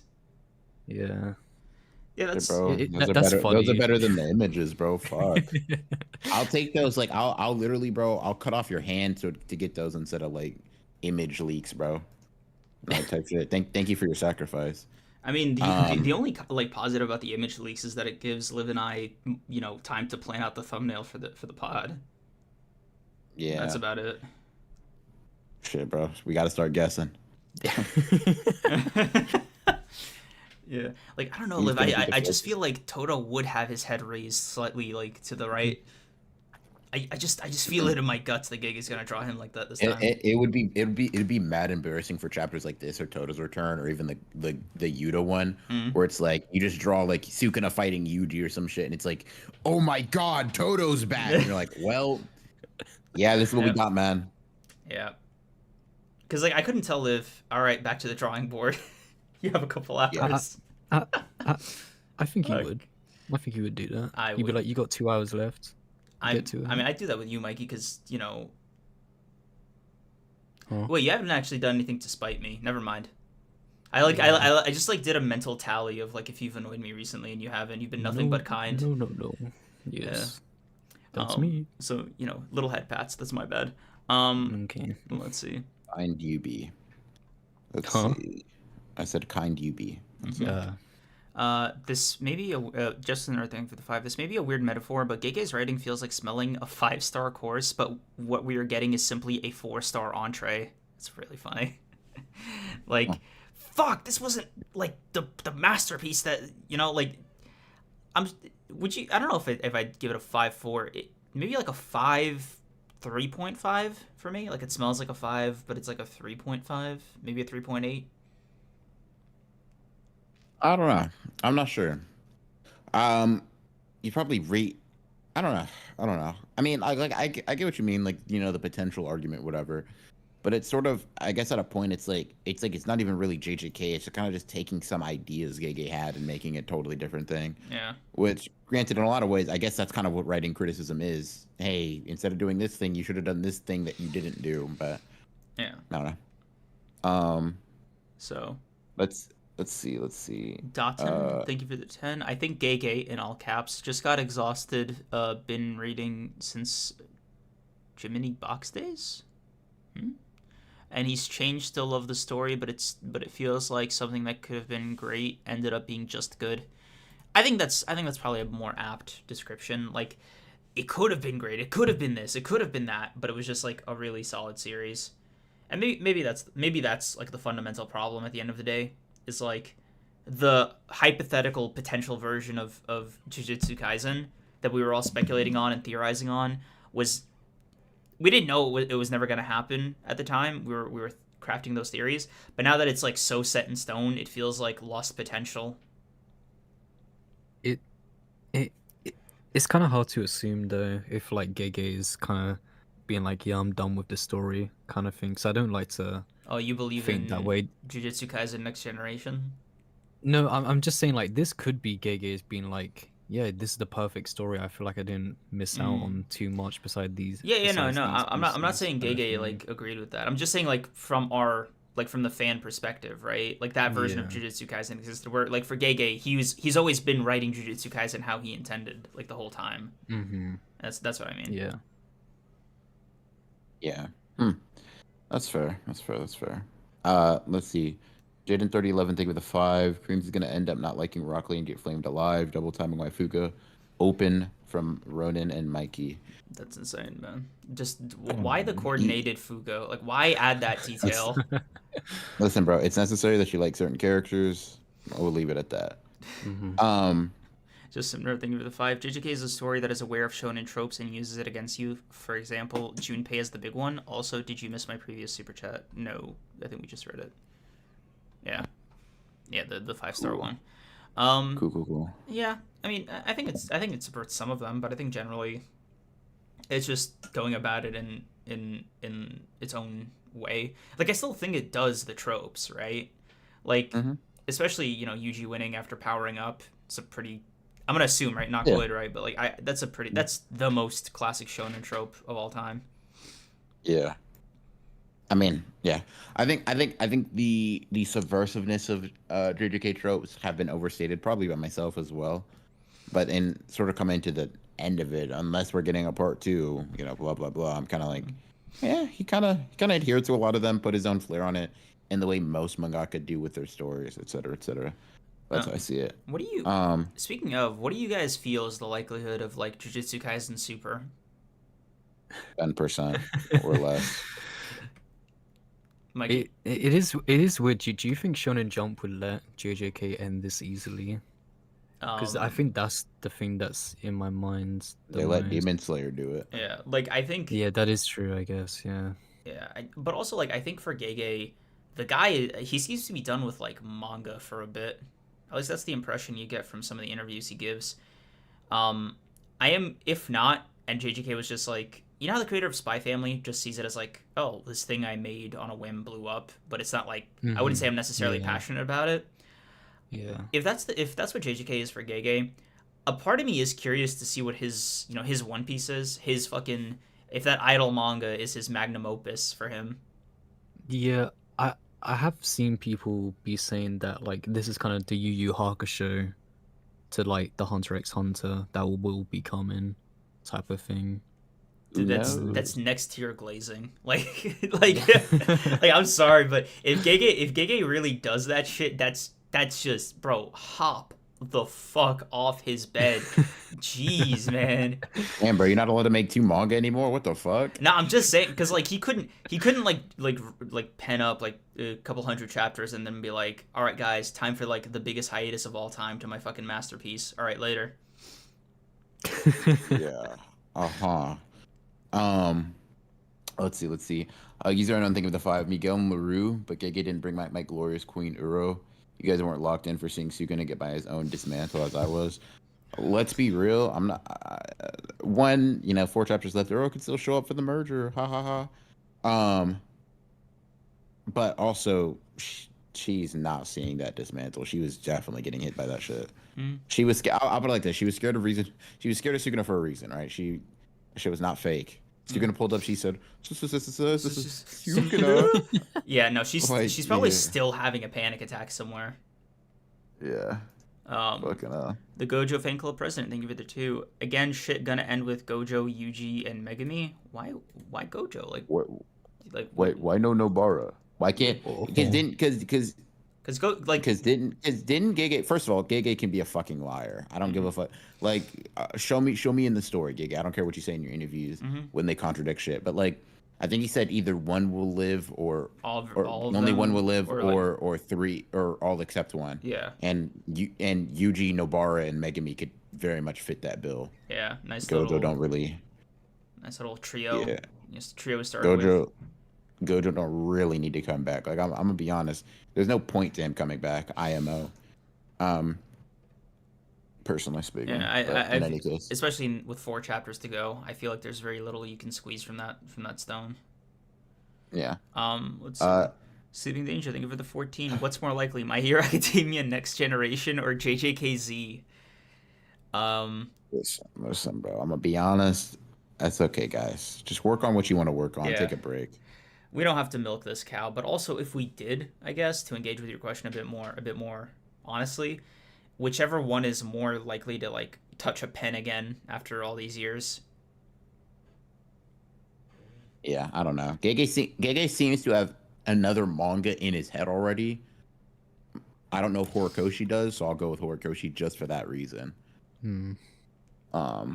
But yeah. I feel like a JJK data book, like if he ever drops another one, like after the series ends, is gonna really piss me off. Like I know there's gonna be some statements in there or some shit he fucking pulls that's just gonna be like, bro, fuck you. Like just like fuck off. What, like, oh yeah, Kusakabe actually had a super secret technique that he can't use, but it would have instantly killed Sukuna. Like, fuck off. No, bro, we need more of that shit type shit. Why? Kusakabe glaze. Oh, that's fair. Yeah. Mm. Oh my god, man. Like, oh yeah, Miwa actually had that shit unlocked the entire time, but she just couldn't find a ride. Hey, bro, that's something we already knew though. But like Jogo, like base form Jogo actually could have soloed Gojo and Sukuna. He just let them win so they would feel better. Like statements that like things I already know, but like just releasing it to the public type shit. Anyway, you guys have any more closing thoughts? About JJK, or I guess Nobara coming back, or anything related? No. Not me. No. We're back for like 4 chapters, I guess, but Hell we're yeah. back either way. We're back and we're about ready to leave again, baby. Make sure you guys grab your coats. Yeah, man, I'm so nervous about like that second week after JJK ends, when it's like, oh my god, it's not just a break week. This isn't a figment of my nightmares.